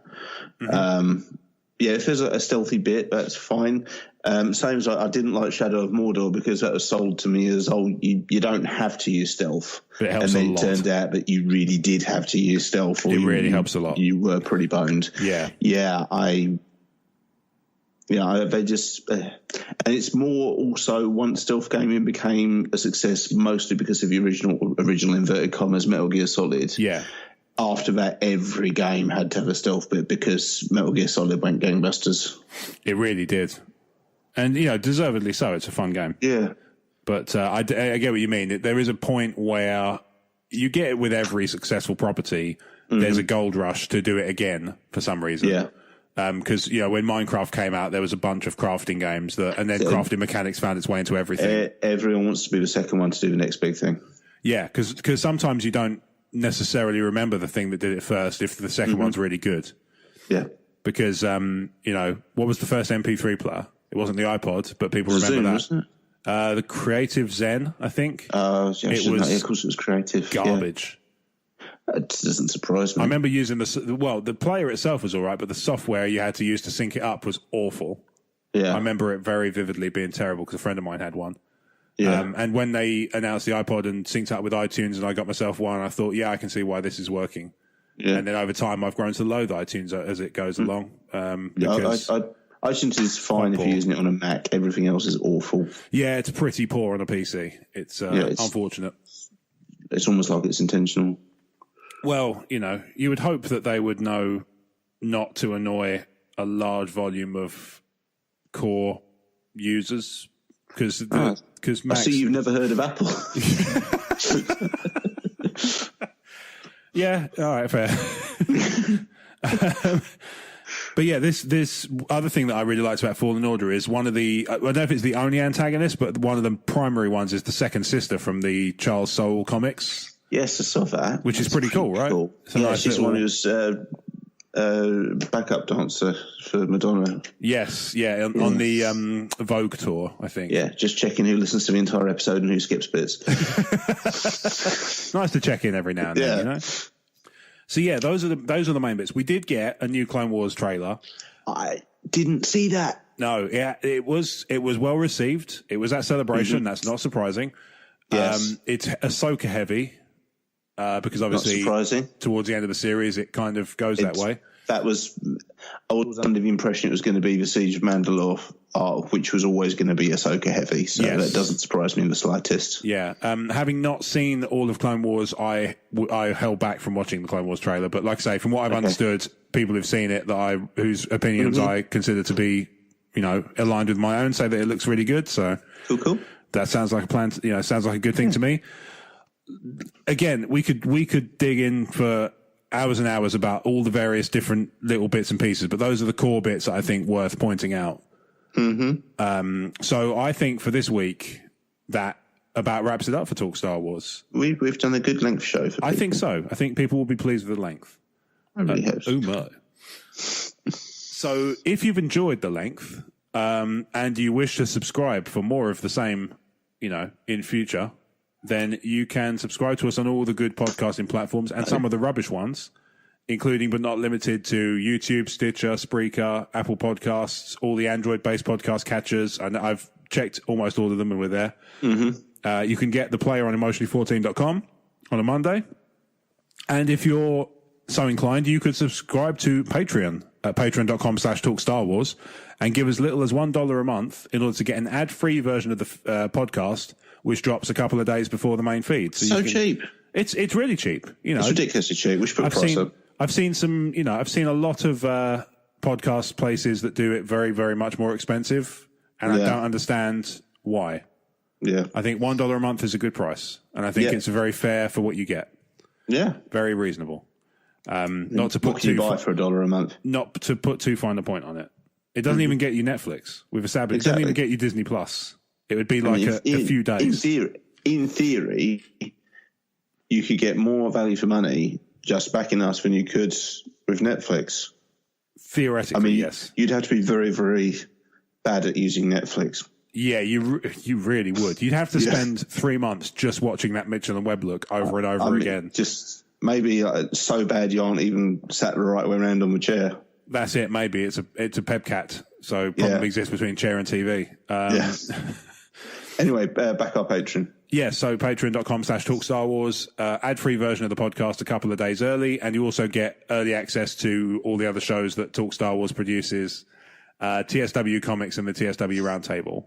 So you get those a little bit earlier as well. And actually, this week, as a bonus for the patrons only for the time being, there's a little, about 30 minutes or so of me just chatting to Rob Cast about his experiences of Celebration because he attended on our behalf. He did. Which was obviously very kind of him. And, he was able to also present the Force of Positivity Award on behalf of the Commonwealth to Mr. Neil Lowry. So that's a rather lovely thing. And if you watch the video on the San Diego Sabres YouTube channel, you can see Neil was very happy, as, one would hope. He does. Yeah. And, we were pleased to kind of make that happen for him. No. So, yeah. Those main podcast feeds are the place to go. Emotionally14.com is where you can find the show on a Monday, and you can find it. There's a podcast page where you can go and see all the latest episodes of all the shows and stuff like that. Brad, if people want to follow you on social media, where might they do that? They can use their PC or their tablet or their phone to go to facebook.com/BradHarmerBarnes, and you can add me as a friend there. I generally accept all friend requests, including if you're an obvious Russian bot. If you want to follow me on Twitter for occasional vocal outbursts, then you can do so at RealBradHB. If you want to check out my Instagram, which I post to relatively intermittently, but I'm generally quite endearing when I do, that is also at RealBradHB. I've got a feeling there's another social media platform on. Of course, I'm on YouTube because I host a YouTube series called Fire When Ready, which is all about Star Wars tabletop gaming, especially Legion and Armada, which you can find on Emotionally 14's YouTube channel and, of course, on emotionally14.com itself. Yes. And if you really like my stuff and you think, there's a guy I'd like to tell me some scary stories, then you can buy my books on Amazon. Yes, you can. And you can do so using the Emotionally 14 affiliate store, and pennies go to various different places as a result of that. So everybody wins. Hey. And you can do that from the website. So I can be found on social media on Twitter and Instagram at Rob Wade Vision. I'm also the person behind the pages Emotionally 14 and Talk Star Wars of Twitter, Instagram, and Facebook. As Brad mentioned, there's a YouTube channel where all the podcasts are available, as well as Fire When Ready, HeroClix UK, which is the other YouTube show. And then I've been known to put videos up on there. You can find all the videos I did in the past. Yeah. Sometimes you're on our videos. Exactly. You know, I tend to turn up here and there on a lot of different things. And then, ubiquitous. Yes, indeed. And then I would be remiss if I did not mention the other wonderful podcasts of the Star Wars Commonwealth Podcast Network. I'm going to do them slightly out of sequence this week, but there is a reason. Daring. There is a reason I do so. A reason. In addition to Talk Star Wars, we're also joined by the Sandcrawler Cast with Dan and Mike, the Retro Inc. Podcast, Adam, Andy, and Jeremy, Tatooine Sons with David, Nate, and Samuel, San Diego Sabres Rodeo Podcast with Steve, another Rob, and friends, Rogue Squadron Podcast with Commander Cody and Mopar, Generation X-Wing with Rob and an assortment of guests vary from episode to episode, Kyle at the Tumbling Saber, see above, mainly Corey, Carlos, and Michelle, and the Nerd Room with Tim, Troy, and Sanjay. And the reason I've chosen to come to them last is so that I can wish the heartiest congratulations to all of them, but most recently Tim, for the successful and healthy new babies in all of their lives. Oh. Congratulations to all of you guys.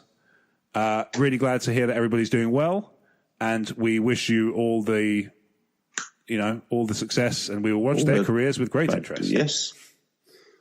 Thank you very much for listening to Talk Star Wars this week. Any of those podcasts can be found at StarWarsCommonwealth.com, and where you can take your first steps into a larger world. We will see you next week for Talk Star Wars. Emails to podcast at emotionally14.com. And until the next time, may the Force be with you. Whee!